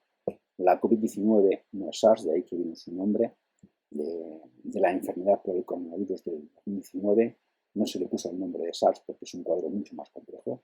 Y como hemos visto, el virus SARS-CoV-2 está nombrado así porque por filogenia, por secuencia, se parece al grupo que da nombre el virus del SARS que se describió en el 2003. ¿Cómo está evolucionando este virus? ¿Cómo está mutando? Es decir, ¿hay evolución que pueda generar alguna cepa que deje de ser letal o que se convierta en un virus estacional, como todo el mundo desearía? O por el contrario, la evolución por el momento es lenta y el virus sigue siendo igual de patogénico. Bueno, estas cuestiones, no sé si recuerdan, justo al acabar el confinamiento, que prácticamente hicimos de forma sincronizada en muchos países europeos, en particular en Italia, que es un país muy activo ahora en el control del virus, lo está haciendo muy bien. Médicos italianos empezaron a ver tras el confinamiento de que los cuadros de la COVID-19 que estaban viendo no eran tan graves como al principio y que recuperaban antes, ¿vale? Por lo tanto, eso les lleva a pensar de que el virus ya no es tan letal. Bueno, eso es una percepción que hay que demostrarla, hay que demostrar que el virus ha cambiado a nivel letal, hay que demostrarlo a varios niveles. Lo que sí que ha ocurrido, pues se ha demostrado, es que el efecto del confinamiento se queda el virus en casa.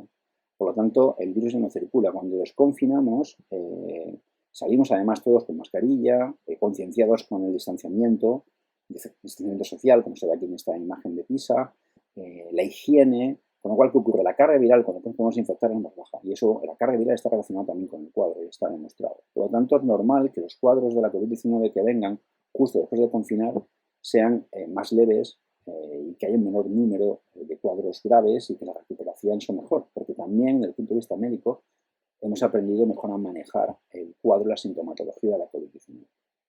Por lo tanto, el uso de la mascarilla, la higiene personal, el distanciamiento social y el efecto de confinamiento ha hecho eso. Pero además hay un efecto también que se llama fin primavera o inicio de verano, que es un efecto más que en este caso soy yo el que lo plantee, y es que el desconfinamiento ha coincidido con el final del curso académico y el verano, con lo cual la gente joven pues que ha ido pues, bueno, pues a restaurantes, a salas de fiesta, a discotecas, en playas y demás, pues que ha coincidido y pues que se ha visto después del confinamiento, pues muchos de ellos han ido a espacios donde la mascarilla no era obligatoria, de manera que se ha infectado. Los jóvenes están dentro del grupo de los asintomáticos principalmente.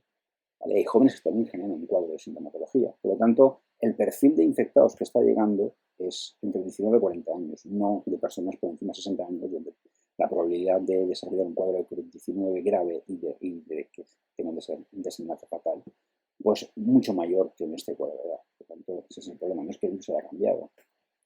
De hecho, ya los chinos en la ciudad de Pekín encuentran que hay una pequeña variante que está entrando.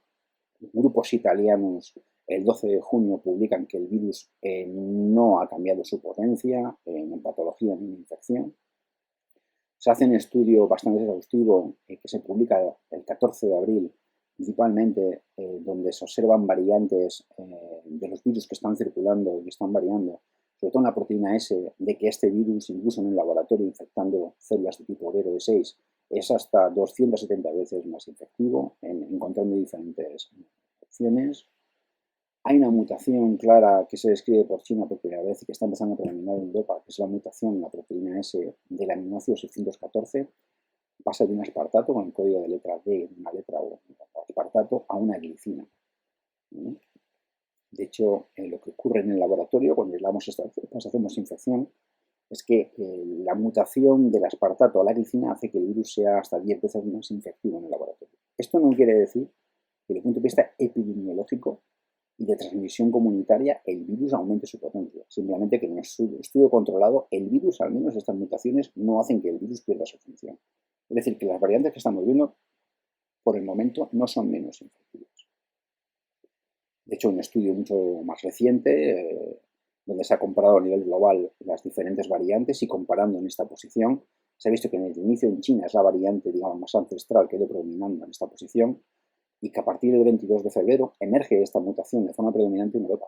Ya ha entrado también en Asia, de hecho así es como se han determinado las primeras reinfecciones, ¿vale? que ocurrieron en España.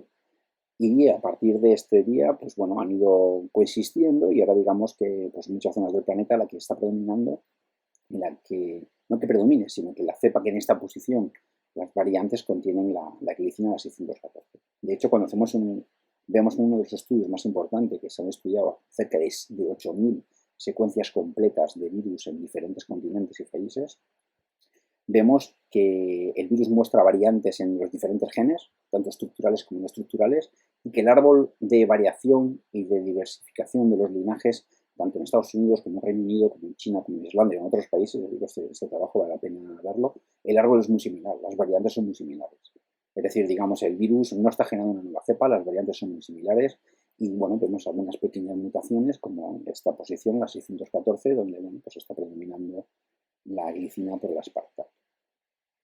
Lo que sí se ve es que en el caso de la inmunidad, porque las mutaciones ocurren en las regiones de las proteínas clave, como la proteína S, que el sistema inmune, la respuesta adaptativa, unos 7 días después de la infección del tracto respiratorio inferior, ¿no? de las vías aéreas, están implicadas en la respuesta antígeno dependiente, con lo cual quiere decir que el virus está mutando es para adaptarse y escapar un poco a la respuesta inmunitaria que está empezando a sufrir. O sea, por el momento no estamos viendo que emerja alguna cepa, que esto no es una cepa, un linaje que pueda predominar y que se convierta en cepa para que sea un virus estacionario o desaparezca. De hecho, quiero traer aquí el concepto de cepa, es decir, que un virus mute por el ciclo, por las copias, porque al copiar, al transcribirse, al replicarse, no es fiel en la copia la polimerasa y cambia algún nucleótido, algún codón que haga cambiar algún aminoácido, ¿vale? Que esas variantes ocurren. Este es un virus que no tiene una tasa de mortalidad muy elevada con respecto, por ejemplo, al VIH, ¿no? Al virus de influenza es inferior. Que mute no quiere decir que cambie sus propiedades ni de producción de viral ni de la capacidad infectiva del virus desde el punto de vista epidemiológico en la sociedad y que el cuadro de la COVID-19 sea distinto. Si eso ocurriera, tanto que es más infectivo como menos, y lo podemos asociar a una mutación, a una delección o a diferentes mutaciones con una huella genómica clara, con una pérdida de función clara o una ganancia de función clara, sí que estaríamos ante una nueva variante. Y si esa variante empieza a predominar a nivel poblacional, estaríamos ante una cepa distinta. Por el momento no podemos decir que la nueva cepa son simplemente variantes y, bueno, alguna mutación que sea más infectiva. Por el momento el virus no está perdiendo su fuerza infectiva ni la COVID-19 está siendo menos agresiva. Inmunidad. Este es un apartado que traemos a colación antes de hablar de los desarrollos de vacunas que se están desarrollando para ver cómo se desarrolla la inmunidad contra un virus en general. Aquí vamos a poner este coronavirus como ejemplo. Lo que ocurre es cuando el virus entra en nuestro organismo y entra en contacto pues, con las células epiteliales del tracto respiratorio superior o inferior, un glóbulo ocular, cualquier célula o tejido que tenga el receptor principal y las metaloproteinasas para permitir el corte de la infección, el virus va a entrar, va a cumplir su ciclo, ¿de acuerdo? Y esas células emiten virus.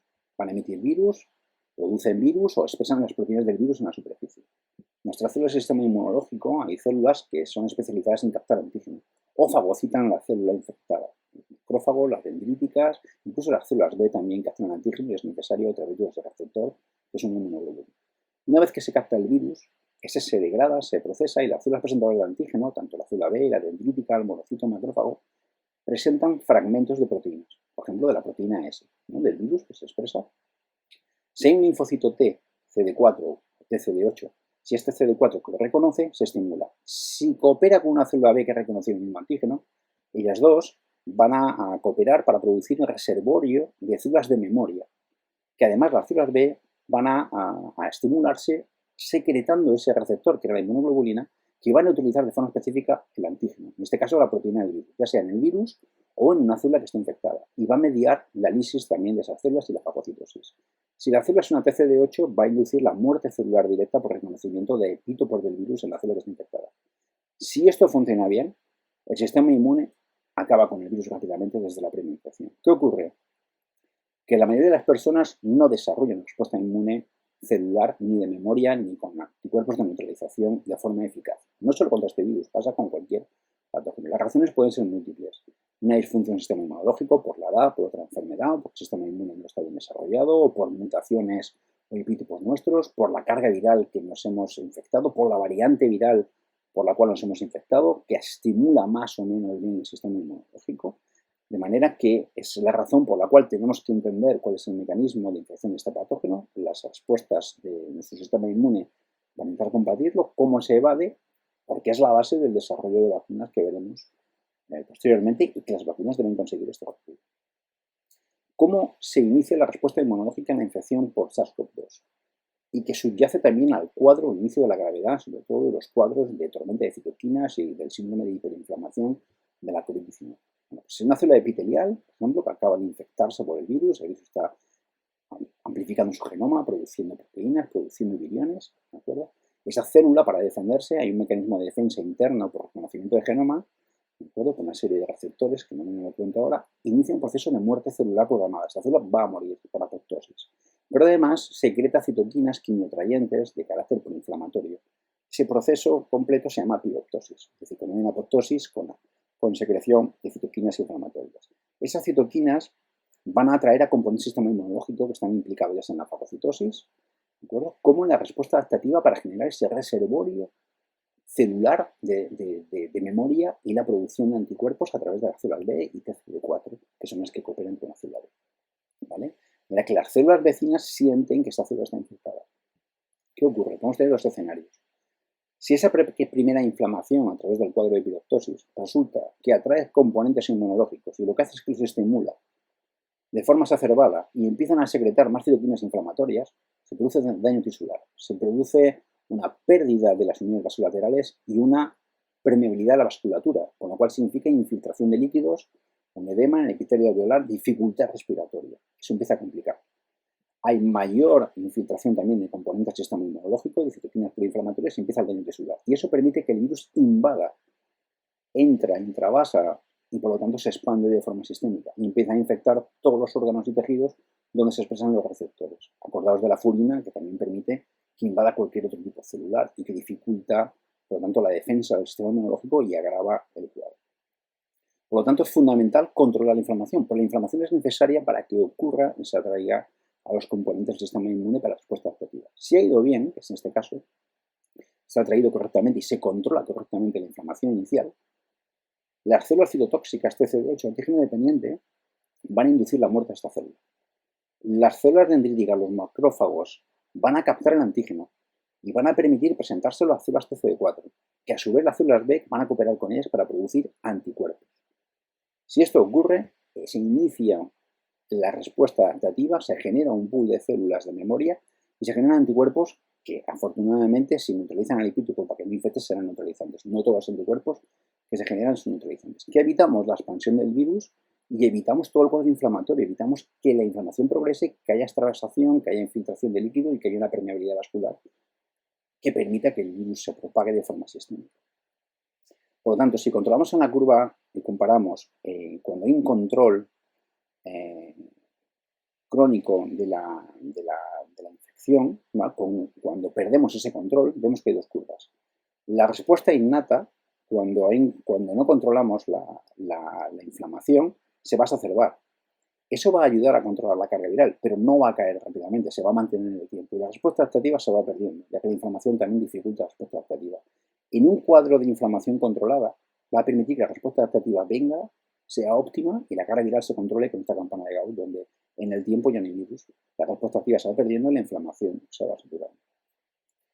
¿Qué quieren hacer tratamientos antiinflamatorios contra interleuquinas como interleuquina 6 o corticosteroides, como la mesaventrafona?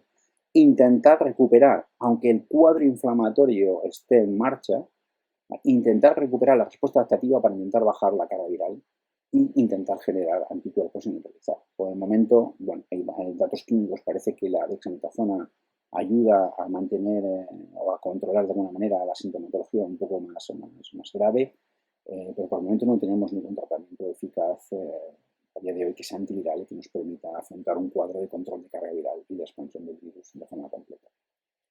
Por lo tanto, cuando miramos desde el punto de vista inmunológico, la primera infección, la carga viral es elevada. Tras esos 5 días post-infección con carga viral elevada, la carga viral va bajando, ¿de acuerdo? Va aumentando la presencia de anticuerpos, tanto de tipo IgM como de tipo IgG, y algunos neutralizantes. Lo que no sabemos todavía a día de hoy es si esta inmunidad que se genera en esos primeros 15-20 días desde la primera infección va a perdurar por 1, 2, 3, 5 años, no sabemos. Los primeros datos nos indican que no, ¿vale? De hecho, los primeros datos lo que vemos es que estos coronavirus, no solo SARS-CoV-2, también pasaba con SARS y con MERS, estos coronavirus son poco inmunogénicos. La mayoría de los pacientes pierden anticuerpos rápidamente entre 18 y 26 días. Eso ocurre tanto con sintomáticos como con asintomáticos. ¿De acuerdo? De hecho, los asintomáticos tienen una inmunidad menor que los sintomáticos. La gravedad parece que exacerba, como hemos visto, también la respuesta adaptativa. 3 meses máximo se pierden los anticuerpos. Por lo tanto, parece ser que no conseguimos mantener un repertorio de memoria elevado y que los anticuerpos se pierden neutralizantes 3 meses después. Por lo tanto, los test de inmunoglobulina, los test rápidos que decían que si eras IgG positivo ya estabas protegido por siempre, o si te daba negativo que no estabas infectado, pues eso es un cuadro que no queda muy claro, ya que uno puede estar infectado por coronavirus, tener una respuesta cruzada con células TCD8, con células que se han activado por otro coronavirus distinto, y erradicar nuestro coronavirus. Hemos estado infectados, pero no hemos generado un repertorio de memoria ni generación de anticuerpos. Por lo tanto, hay reinfección. Cada vez se están viendo más reinfecciones, son difíciles de ver, sobre todo asintomáticos, porque no seguimos asintomáticos, pero la reinfección es posible. De hecho, el primer caso bien descrito ha sido reciente, a finales de agosto, se ha descrito por grupos científicos de Hong Kong, de una persona que se ha infectado en España, por segunda vez. ¿Cómo lo han sabido? Comparando las cepas. La cepa originaria china en la posición 614 tenía aspartato y se ha reinfectado con la cepa europea que predomina en España en el cineglicina. Y tiene un cuadro con sintomatología. El primer cuadro no fue una sintomatología muy grave, pero el segundo ya tuvo cierta sintomatología. Y esto es normal, no hay que tener miedo a la reinfección. De hecho, desde el punto de vista inmunológico, esto tiene un concepto. Cuando nos infectamos por primera, desarrollamos una respuesta celular con linfocitos B de memoria para la producción de inmunoglobulinas IgM y IgG para neutralizar al virus, ¿vale? Una vez que lo neutralizamos, se pierde la expansión de esas células, se calma la respuesta inmunológica y disminuyen los niveles y se genera un pequeño repertorio. Este repertorio, la afinidad de la inmunoglobulina por el antígeno extraño, en este caso por el virus, requiere de una segunda infección. Es lo que se llama la respuesta de anticuerpos secundaria. En una segunda reinfección, las células seleccionadas en la primera directamente secretan ya la inmunoglobulina eficaz y maduran la afinidad. Son más afines y con mayor capacidad de neutralización en el pico, con una mayor producción de anticuerpos y una mejor proliferación celular. Es decir, que es bueno una reinfección para generar en el sistema inmune un repertorio de memoria. De hecho, en algunas vacunas se utiliza un recuerdo precisamente para conseguir el óptimo de respuesta inmunológica, tanto en anticuerpo neutralizante como en repertorio celular de larga duración. Lo que están llegando últimamente son noticias no muy esperanzadoras, en el que estamos viendo que los pacientes que sufren un cuadro grave de la COVID-19, un porcentaje de ellos, tienen un fallo en inmunidad innata relacionado con la respuesta con interferón de tipo 1. El interferón es una molécula clave en luchar contra el virus en las células que están infectadas. El interferón evita que el virus pueda generar su ciclo y replicar, ¿de acuerdo? Genera polisomas para que los mensajeros, el ARN viral se degrade y no pueda producir virus. Bueno, pues entre el 3 a 5% resulta que tienen errores ya desde el nacimiento, que son congénitos, en genes que están implicados en la cascada del interferón de tipo 1, ¿no? la protección frente a virus, y un 10 o un 15% de las personas generan anticuerpos antiinterferón de tipo 1. Por lo tanto, el interferón que producen sus células no es eficaz, está neutralizado por los propios autoanticuerpos y el virus progresa y los cuadros más graves se encuentran en estos pacientes. Además, se acaba de definir también y describir claramente que hay un problema, un defecto en la inmunidad adaptativa, ya que la molécula CD4 funciona como un receptor para la proteína S de este coronavirus y lo utiliza y lo infecta. Estas células mueren y generan también la secreción de la interleuquina 10, que es un regulador de respuesta inmune adaptativa a la baja. Por lo tanto, hay un defecto en la inmunidad adaptativa, infectando directamente a células CD4. Y por el otro lado, hemos visto que la proteína S tiene insertada una secuencia que funciona como un superantígeno a modo bacteriano y estimula el repertorio del receptor de la célula T, haciendo que estas células se superestimulen y secreten citoquinas y estímulos que generalmente generan un cuadro que se denomina de hiperinflamación. Es decir, que el cuadro de hiperinflamación está asociado a un defecto de respuesta adaptativa porque el propio virus o infecta las células o las sobreestimula al mismo tiempo. Y además tenemos una pérdida de respuesta innata contra el virus interferón dependiente. Diseño de vacunas. Estrategias.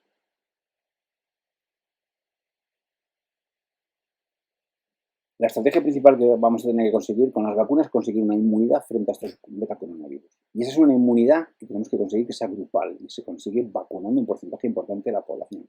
Y eso de forma universal, es decir, tenemos que conseguir que en el mayor número de personas se consiga generar un repertorio de células de memoria de tipo T y B y que además los anticuerpos que se secreten estén a un nivel óptimo y que sean neutralizantes y que eso sea duradero en el tiempo, que dure por años. ¿De acuerdo? Y además hay que evitar que estos anticuerpos produzcan un efecto de potenciación de la infección cuando una vez nos hemos vacunado nos expongamos al antígeno, al virus de nuevo. ¿Y eso qué ocurre? Si tenemos un nivel óptimo de anticuerpos y nos exponemos de nuevo al virus, este virus no va a poder reconocer sus receptores, no es infectivo, lo neutralizamos, lo absorbamos.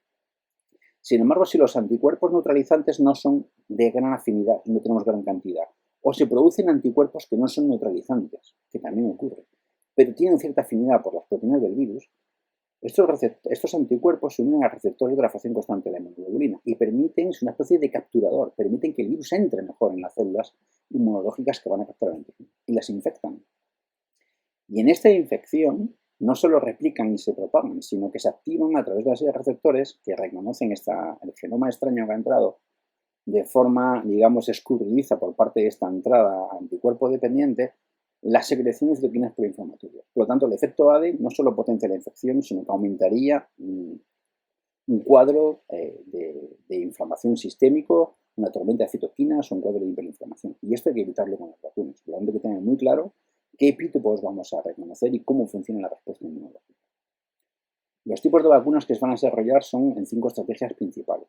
¿Vale? Una que es la clásica, emplear el propio virus, ya sea atenuado, es decir, que todavía sigue siendo efectivo, o inerte completamente. Utilizar otros virus que conocemos, a los cuales le introducimos un fragmento del genoma del virus SARS-CoV-2 que queremos utilizar, generalmente es la proteína, es el genoma que codifica para la proteína S. ¿Vale? Nuevas estrategias, que es simplemente coger ácidos nucleicos, sea ADN o ARN, tal cual, conteniendo el fragmento del genoma de la proteína S, principalmente, ¿de acuerdo? Para administrarlo y que rápidamente se exprese la proteína. Aquí no tenemos virus, sino tenemos simplemente la proteína. Y después vacunas fundamentadas en la propia proteína recombinante. Después anticuerpos neutralizantes, ya sea derivados de plasma convaleciente o a través de modelos de estudio en el laboratorio. Bueno, aquí en esta gráfica se puede ver más o menos las diferentes estrategias. Hay más de 160 estrategias en este momento en desarrollo de vacunas, ¿de acuerdo? Y bueno, os voy a contar un poco por encima cómo son las estrategias clásicas. El virus atenuado. El virus atenuado se puede conseguir en el laboratorio por pasajes en las células, es decir, tenemos virus aislados de un paciente e infectamos modelos celulares en el laboratorio de forma controlada y con grandes medidas de seguridad, ¿de acuerdo? Cumpliendo las normas de seguridad biológica. Laboratorios con estructuras muy particulares, ¿de acuerdo? El virus lo vamos infectando en una célula, dejamos que se replique, recogemos el virus de las células e infectamos otras células nuevas. En esos pasajes vamos identificando variaciones y variaciones que están asociadas con la pérdida de capacidad infectiva o de replicación. Por tanto, esas cepas que se han atenuado son las que vamos a utilizar nosotros para intentar infectar. Esto también se puede hacer en animales, infectando diferentes animales, cogiendo la progenie, infectando a otro animal, para que el sistema inmune del animal sea el que atenúe al virus. También podemos inducir mutaciones en el virus producir virus en el laboratorio de manera que este virus ya sea efectivo dentro. La segunda estrategia es con un virus atenuado, inactivado, perdón, completamente. Este virus inactivado se consigue ya sea por reacción química, por ejemplo, calentándole con aldehídos, con lactonas, por choque térmico simplemente, por radiación ultravioleta o gamma, o combinaciones de ellos, es decir, choque térmico con aldehídos o con lactonas y demás. ¿Cuál es la idea? Mantener la morfología del virión, pero que este virión no pueda utilizar ni sus receptores ni cumplir su ciclo, de manera que lo utilicemos como un antígeno, se expone. Lógicamente también hace falta medios de seguridad, porque para producir virus inerte hay que producir gran cantidad de virus primero, que sí es infectivo. ¿Qué hacemos? Inocular el virus directamente. Generalmente vamos a necesitar a lo mejor algún adyuvante, puede que algún tipo de inoculación posterior para intentar conseguir que el sistema inmune reconozca a este virión, este virus como un antígeno y estimule un repertorio de memoria celular de anticuerpos. Utilizar otros virus como vectores. Aquí podemos utilizar dos estrategias. Un virus que es infectivo, por ejemplo, y que conocemos muy bien, para el cual tenemos ya una vacuna, como por ejemplo el sarampión, el cual lo modificamos en el laboratorio e introducimos el fragmento del genoma de la proteína S del coronavirus que queremos. Este virus lo administramos, va a infectar células y tejidos, pero va a infectar de forma segura y el virus replica, ¿vale? Y una vez que se integra y replique, produce la proteína. Esta proteína va a ser del virus del coronavirus, donde nuestro sistema inmunológico la va a captar y va a iniciar la respuesta adaptativa, ¿de acuerdo? Tenemos una ventana de tiempo en el cual este virus, que es seguro porque ya tenemos inmunidad contra él, estamos vacunados, va a ser erradicado con esta respuesta inmune. Ese es el tiempo que tenemos para exponer el genoma y la proteína que codifica este genoma para que nuestro sistema inmune reaccione. Una segunda estrategia es similar, solo que con virus que no pueden replicar. Son virus defectivos ya en el laboratorio, son virus, por ejemplo, en este caso adenovirus a humanos o animal, que tienen incorporado la secuencia en forma de ADN de la proteína S del coronavirus. Este virus se infecta y expresa el genoma. Y el genoma expresa proteínas. ¿De acuerdo? Y el sistema inmune se pone en marcha. Este virus no replica. Es decir, se utiliza una vez y la ventana de tiempo que tenemos entre que el vector es eliminado por el sistema inmune y que se expresan las proteínas es el tiempo que tenemos para inmunizar. Por lo tanto, habrá que tener a lo mejor una estrategia de 2 inúculos o de algún tipo de ayudante o la carga viral que habrá que controlar para conseguir una respuesta inmunológica eficaz. Otra estrategia que hemos comentado es utilizar directamente por inyección o por algún tipo de nucleoficción en tejido el ADN, un plásmido de ADN en el cual hemos incorporado el fragmento del gen de la proteína S del coronavirus para que se expresen proteínas, el mensajero de proteínas directamente. Aquí no hay virus, nos infectan y solo se expresan las proteínas. La vida media de este ADN es el tiempo que vamos a tener para inmunizar. El ARN, que es más inestable que el ADN, lo vamos a inocular también directamente con la secuencia que queremos, pero realmente protegido, en liposomas, en dendrímeros o en algún tipo de estructura. Podemos utilizar directamente las proteínas, es decir, en el laboratorio purificar proteínas o producirlas por ingeniería genética, a las dosis y las concentraciones que queramos. Y inyectamos directamente las proteínas para que sean captadas por el sistema inmune y los pongan. O producimos una especie de virión donde solo expresa las proteínas del virus. Eso es lo que se llama una partícula viral similar, una partícula viral, viral particles en inglés, y se administra esto. El problema en el laboratorio es que la eficacia de producción de viral particles, de VLP, no es muy eficaz, pero bueno, se puede hacer, se puede escalar, y son bastante buenas inmunogénicas, y las proteínas que hay que tener cuidado, hay que saber seleccionarlas enteras, una subunidad y para ver qué anticuerpos produce. Anticuerpos. A través de pacientes convalecientes que se han recuperado a través de plasma, podemos utilizar el plasma completamente. Esto es una estrategia poco eficaz para intentar curar a muchos pacientes y además no sabemos qué anticuerpo dentro del plasma es el que realmente produce el efecto, con lo cual estamos diluyendo. Lo que se intenta es identificar los linfocitos B que han reaccionado, ya sea en el convaleciente o ya sea en modelos de trabajo en modelo animal, y extraer anticuerpos y probar en el laboratorio que neutralizan. Por ingeniería genética, producir gran cantidad de estos anticuerpos, humanizarlos, modificarlos para que potencien la respuesta inmunológica de tipo CD8 o NK dependiente, que no voy a explicar ahora en este momento. Pero es una estrategia que se está siguiendo y en el mercado ya hay varios anticuerpos monoclonales en fase avanzada que están teniendo buen éxito en neutralización. Por el momento todavía no han sido licenciados como vacuna. Bueno, ¿qué tiempo necesitamos para que una vacuna, desde que empezamos el diseño hasta que hacemos el ensayo animal o el modelo celular en el laboratorio y pasamos a los ensayos en humanos, podemos llegar a ser administrada y que sea eficaz y que genere inmunidad? Generalmente, el promedio de desarrollo de una vacuna, para saber si produce inmunidad a 3, 4, 5 años, hay que esperar ese tiempo. Generalmente está entre 6 a 10 años y las inversiones son multimillonarias, de orden de 8.000 a 10.000 millones de euros, ¿de acuerdo? Y muchos diseños se frenan en el camino por fallos múltiples, ¿de acuerdo?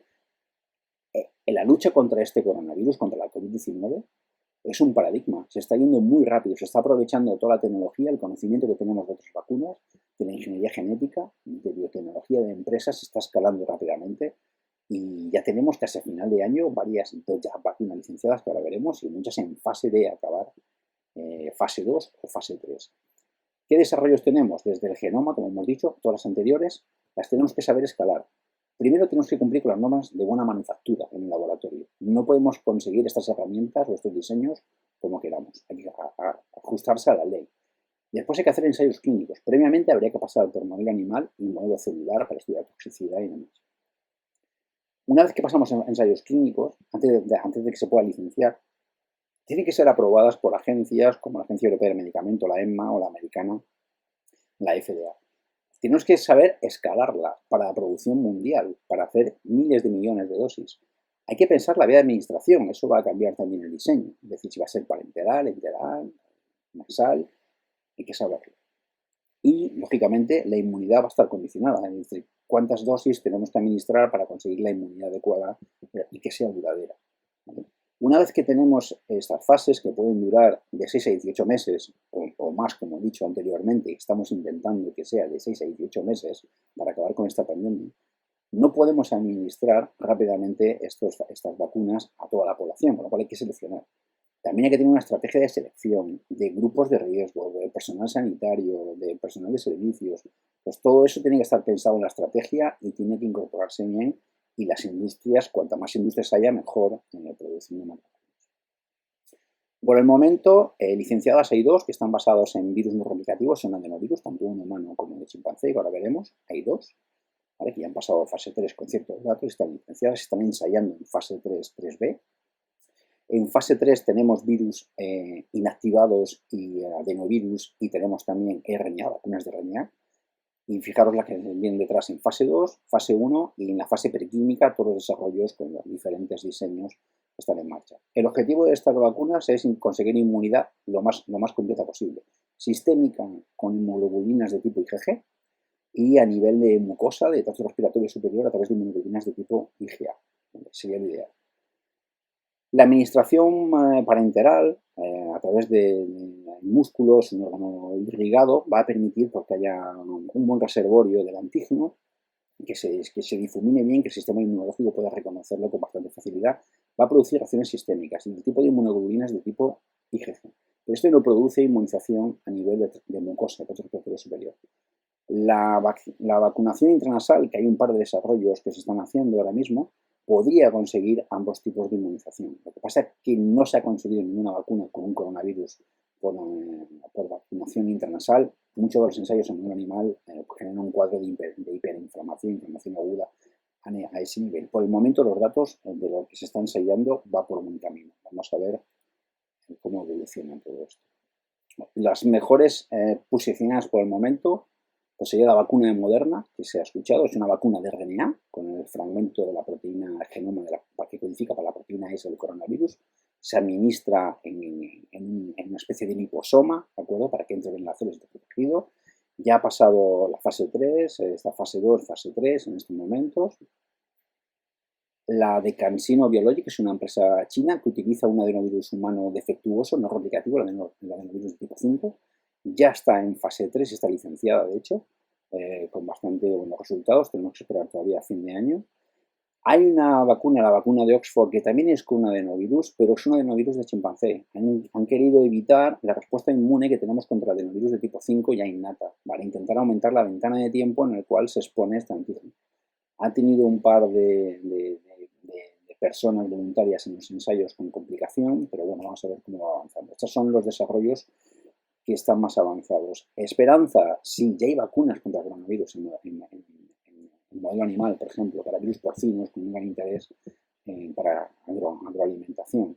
Y se han utilizado desarrollos tanto con virus inactivados hasta vacunas de ADN y con subunidades de las proteínas. ¿De acuerdo? Estos virus, las administraciones suelen ser enterales y bueno, tienen cierta eficacia, se utilizan bastante y es posible desarrollar un virus contra un coronavirus. En animales se ha hecho, en humanos no, y este sería la primera vacuna contra un coronavirus humano, el SARS-CoV-2. Tratamiento, fármacos ensayados. Como hemos dicho ya al inicio de esta presentación, no hay ningún fármaco antiviral contra SARS-CoV-2 específico que lo neutralice por el momento. Se han ensayado moléculas que eviten la unión del virus a los receptores, con el arbidol. Una vez que el virus ha entrado y que se está traduciendo y produciendo sus proteínas a través del genoma, se ha intentado evitar las polimerasas, las proteinasas que cortan, una vez que se ha producido el polipéptido, que cortan para que el virus coja su morfología. Se ha ensayado los pinavir, ritonavir, que son fármacos contra la proteinasa del VIH. Para la polimerasa del virus, para que no consiga la transcripción y no se expanda al genoma, se ha ensayado favipiravir, que es un fármaco que se utilizó contra tuberculosis, un fármaco japonés, y después se ha probado con el ébola. Remdesivir también se ha probado con ébola, se está utilizando. Una vez que el virus entra y fusiona con los endosomas para que no siga el ciclo, se ha intentado controlar estas estructuras con hidroxicloroquina, ¿de acuerdo? Para intentar controlar. Los datos tampoco son muy buenos, hay discusión en ese sentido. Se ha utilizado bloqueador de estimulación de colonias y antiinflamatorios, porque una vez que las componentes del sistema inmunológico adaptativo reconocen el antígeno y se estimulan, no se induzca un cuadro de hiperproliferación. Básicamente es aprobado de desmetazona y anticuerpos contra interleuquina 6. Prueba diagnóstica, los test de apoyo al diagnóstico. Recuperamos de nuevo la curva del cuadro de infección con la carga viral, que habíamos dicho anteriormente. Es muy importante saber en qué momento nos encontramos del ciclo de infección y qué prueba vamos a utilizar, porque si nuestra prueba es muy sensible, es decir, que es capaz de detectar baja carga viral, podemos detectar prácticamente toda la curva, pero si nuestra prueba solo detecta carga viral en puntos elevados, solo valdrá este pico y en este momento. Si solo funciona para asintomáticos y no para asintomáticos, igual. Si las pruebas no detectan material genómico, sino que son indirectas, habrá que saber en qué momento de esa prueba indirecta, como son las inmunoglobulinas, se produce la respuesta inmunológica con respecto a la carga viral. Todo eso hay que tenerlo en cuenta para escoger el mejor test diagnóstico. Como hemos dicho, estos test diagnósticos son de apoyo al diagnóstico, no diagnostican la COVID. La sintomatología es el personal sanitario, el facultativo, el que debe determinar de qué está afectado el paciente y cuál es el cuadro de la COVID que tiene. Por lo tanto, estas pruebas van a detectar genoma, que es la RT-PCR, ¿vale? Ahora explicaremos un poco lo que es, el genoma del virus, son las más sensibles. Podemos detectar inmunoglobulinas en nuestra sangre que detecte proteínas del virus, es decir, que hemos estado infectados. Esos son los test de antígeno, los test de anticuerpo, ¿vale? Los test de inmunoglobulina, perdón. Y después están los test de antígeno viral, que son test que tienen anticuerpos incorporados que detectan la proteína. Es decir, vamos a identificar proteína del virus, no el genoma del virus, sino la proteína. Que son los test que están saliendo últimamente, que son los test de antígeno virales. Vamos a empezar por las RT-PCR, ¿de acuerdo? Generalmente se realizan en los pacientes con sospecha o cuando queremos adelantarnos al screening para ver si hay un brote o seguimiento de brote o de control comunitario a través de hisopos de muestras nasofaringias. También se puede hacer a través de sangre, de orinas y de heces, ¿de acuerdo? Lo que hacemos es que en este hisopo lo vamos a esterilizar en un tubo, que hay un medio de transporte de virus para que no se degrade la muestra, se debe transportar en frío, conservar muy bien la cadena de frío. Y lo que vamos a hacer en el laboratorio de microbiología, en nuestros hospitales, por los especialistas, por los facultativos especialistas de estas unidades de microbiología, es en la muestra inactivar el virus y extraer el genoma. En este caso es un virus ARN, ¿de acuerdo? Las PCRs amplifican y copian el ADN, por lo tanto no podríamos hacer una PCR de esta hebra. ¿Qué hacemos previamente? En los kits de PCR, ¿vale? Van previamente una enzima que tiene la capacidad de hacer lo que se llama la retrotranscripción, es decir, en vez de la transcripción en nuestras células pasa del ADN al ARN. Aquí lo que vamos a hacer es al contrario, lo vamos a retrotranscribir, entonces de la hebra de ARN viral pasamos al ADN, ¿vale?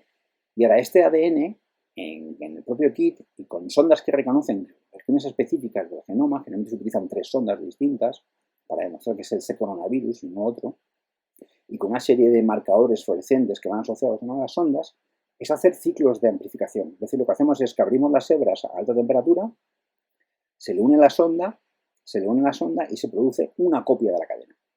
Y se genera una doble granula. Otra copia, otra copia. Cada copia, en cada ciclo se van haciendo copias.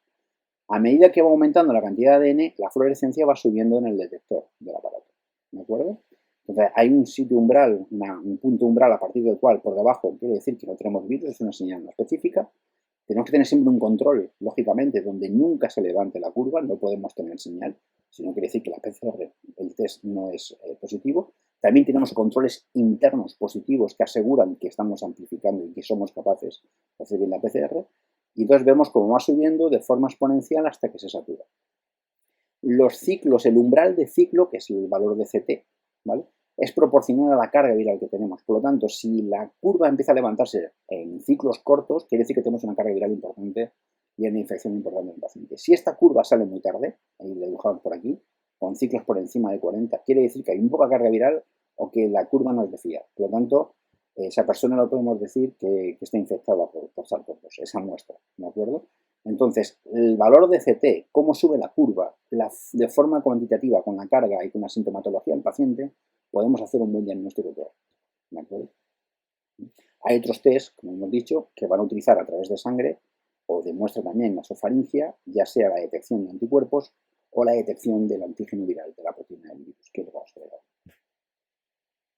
Bueno, si comparamos todos los test y la curva de seguimiento de un paciente desde que muestra síntomas, primero la preinfección y muestra síntomas, acordaros que tiene una carga viral alta que empieza a bajar en los primeros días y fijaros la curva gris, que es la curva de PCR, la capacidad de detectar la muestra, fijaros a lo largo de las semanas, es la técnica más sensible. Es decir, podemos seguir a un paciente en todo su cuadro. Incluso, como os dije antes, podemos detectar material genómico de poco virus que queda allá y esa persona ya no es contagiosa y ya no tiene sintomatología, ¿vale?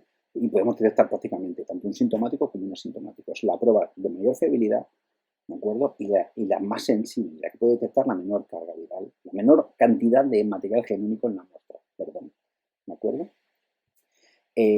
Los test de anticuerpos. Los test de anticuerpos necesitamos que el virus sea reconocido por el sistema inmunológico y que este se active y que produzca una cantidad de inmunoglobulina suficiente para que el test lo detecte. Son test de pruebas de flujo lateral, ¿de acuerdo?, donde tenemos una serie de anticuerpos, una serie de sondas que van a reconocer los anticuerpos de la muestra, que colocamos aquí y que van diluyéndose y moviéndose a través del test. Este es el test y veremos diferentes bandas. Si tenemos IgM positivo, si tenemos IgG o si tenemos las dos, ¿vale? En función de cómo es la producción de inmunoglobulinas, en la respuesta, pues estaba diciendo que esto es una infección incipiente, que aquí se está produciendo ya un final de infección y aquí la infección se ha acabado y que se ha producido inmunoglobulinas. Bueno, esto puede ser verdad, pero hay más opciones. La curva es mucho más compleja, ¿de acuerdo? Podemos tener una persona infectada y que ha producido una respuesta inmunológica pobre y no produce inmunoglobulinas, que está infectada. Podemos tener una persona que detecte IgG y esas IgG no son neutralizantes. Ya sabemos que la duración de esas inmunoglobulinas es por 20 días, 21 días, incluso 3 meses en algunos casos, que se pierde y que hay reinfección. Por lo tanto, extrapolar la sintomatología de la COVID-19, si una persona está infectada o no, a través de un test de inmunoglobulinas solo, es desaconsejado. De hecho, lo que os comentaba antes, ¿no?, las dos curvas necesarias en la reinfección para tener nivelación de anticuerpos. Entonces, si el virus es poco inmunogénico y esta curva es muy baja y el perfil muy bajo, podemos tener una persona infectada, incluso se ha protegido y que nuestro test va a dar negativo, ¿no? O podemos tener una inmunidad cruzada, es decir, una respuesta CD8 que ha eliminado las células infectadas y no ha producido anticuerpos. Cuando va a dar negativo, y si se ha infectado y si se ha protegido. De hecho, lo que dice tanto la OMS como organismos científicos y también nuestro ministerio en la página web es que no se recomienda el cribado mediante esta técnica de forma exclusiva, ya en personas tanto asintomáticas como de bajo riesgo. Lógicamente, porque podemos dar un diagnóstico que se haga. Las pruebas de antígeno viral. Generalmente se hacen saliva o nasofaringeo, ¿vale?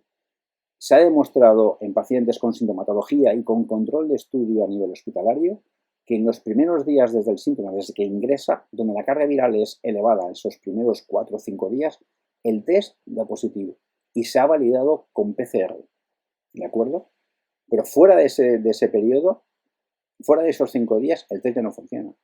Es decir, que Sería un test útil en el entorno hospitalario para utilizarlo, ya que en los hospitales tienen capacidad de hacer diagnóstico con otras pruebas, empezando por la propia RT-PCR cuantitativa, pero para hacer un control de seguimiento a paciente, ya sea sintomático como asintomático, este test va a depender muchísimo de la carga viral. Es decir, si estamos en una carga viral baja o estamos justo en el momento de infectados antes de que inicie la carga viral, o en asintomáticos no sabemos, van a dar un valor negativo y a lo mejor estamos infectados. O podemos tener un falso positivo que habrá que confirmar por PCR y los negativos también por PCR. Por lo tanto, en uso hospitalario, en entorno hospitalario puede ser de utilidad para favorecer cribados.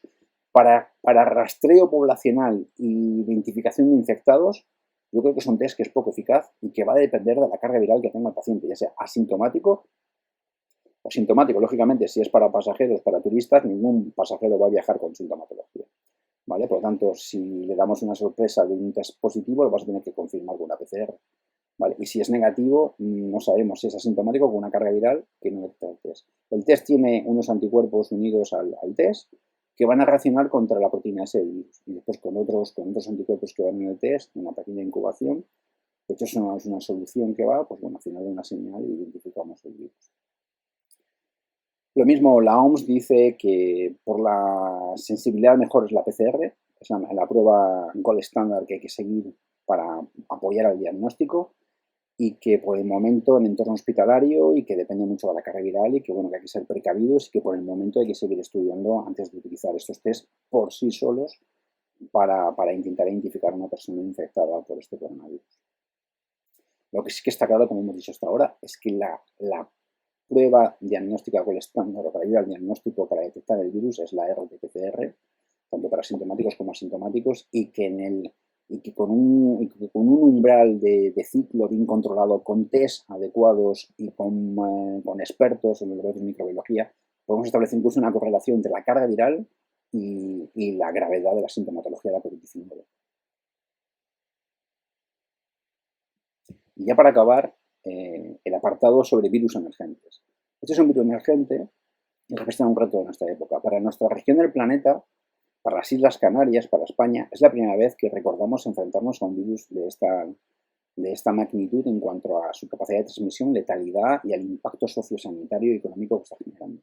En otras zonas del planeta y por ejemplo en la zona asiática ya están acostumbrados con el virus SARS o a otros virus de tipo respiratorio. De hecho, se estima que este virus puede llegar a infectar a un 60% mínimo de la población global del planeta y que para poder frenarlo habrá que hacer una inversión de varios miles de millones. Este tipo de virus, este tipo de pandemias son nuevas. Para nosotros sí, como acabo de comentar, pero no para otras regiones del planeta. Por ejemplo, el SARS, que empezó en el 2002 y se controló en el 2003, afectó a 12 regiones diferentes del planeta. Llegó a afectar a Canadá, incluso a Australia. Tardó 9 meses en ser controlado. El MERS salió en 2012 en Arabia Saudí, aunque después, por estudios de datos retrospectivos, se vio que se inició en Jordania. Y después hubo un segundo brote en 2015 en Corea por importación de un dromedario que no tenía un control veterinario que estaba infectado por el virus MERS. Acaba de surgir en 2019 la COVID-19, este nuevo virus. ¿Podrá repetirse un brote por este virus o por otro virus, por otro coronavirus, por otro virus respiratorio? Lo que dice los informes de la OMS a través del control de brote de nuevos virus que son en color rojo es que virus respiratorios ahora mismo en todo el planeta están surgiendo nuevas especies. Además de los virus que están en azul, que son rebrotes nuevos. Por lo tanto, en cualquier momento, por nuestra forma de vivir, de nuestra forma global, del comercio internacional, del turismo de masas internacional, que podemos viajar rápidamente a la velocidad de un avión, y nosotros ser transmisores de un virus respiratorio de forma asintomática como este, las pandemias, estamos en la era de las pandemias, del cambio climático, de la infección, del calentamiento global, que también acelera la emergencia de estos virus. Nuestra forma de vida, la necesidad de explotar los recursos del planeta hace que entremos en contacto con muchos nichos naturales donde las especies virales a las que nos exponemos son nuevas para nosotros. Por lo tanto, no tenemos defensas de forma natural ni de forma evolutiva. Para poder afrontar un virus como este, evitar un impacto sociosanitario y económico como estamos sufriendo ahora mismo, es fundamental tener un sistema sanitario potente, de tener hospitales del mejor nivel, de orden mundial, con las mejores equipaciones a todos los niveles, asistencial, los mejores laboratorios, no solo solamente de laboratorio diagnóstico, sino también de investigación, poder detectar una nueva especie, hacer pruebas diagnósticas, cultivarla, probar fármacos. Lógicamente, todo esto tiene que ir acompañado de una serie de normas, una serie de leyes, de plan de financiación, de formación de personal especializado, de mejoras de infraestructuras, de cooperación en la región, de información, de Big Data, y ese es el camino. Esto es una inversión que se tiene que hacer y tenemos que estar preparados para que este reto y esta amenaza la podamos convertir en una oportunidad de desarrollo. En la era actual, esto no va a ser nuevo. No lo es para otras partes del planeta que están combatiendo muy bien las SARS-CoV-2 porque han aprendido con otros virus. Por lo tanto, hay que transformar esto en una oportunidad de desarrollo. Y en nuestras islas, pues tenemos que afrontar este reto, acabar y que no vuelva a pasar. Y eso se está preparado con hospitales de primer orden mundial.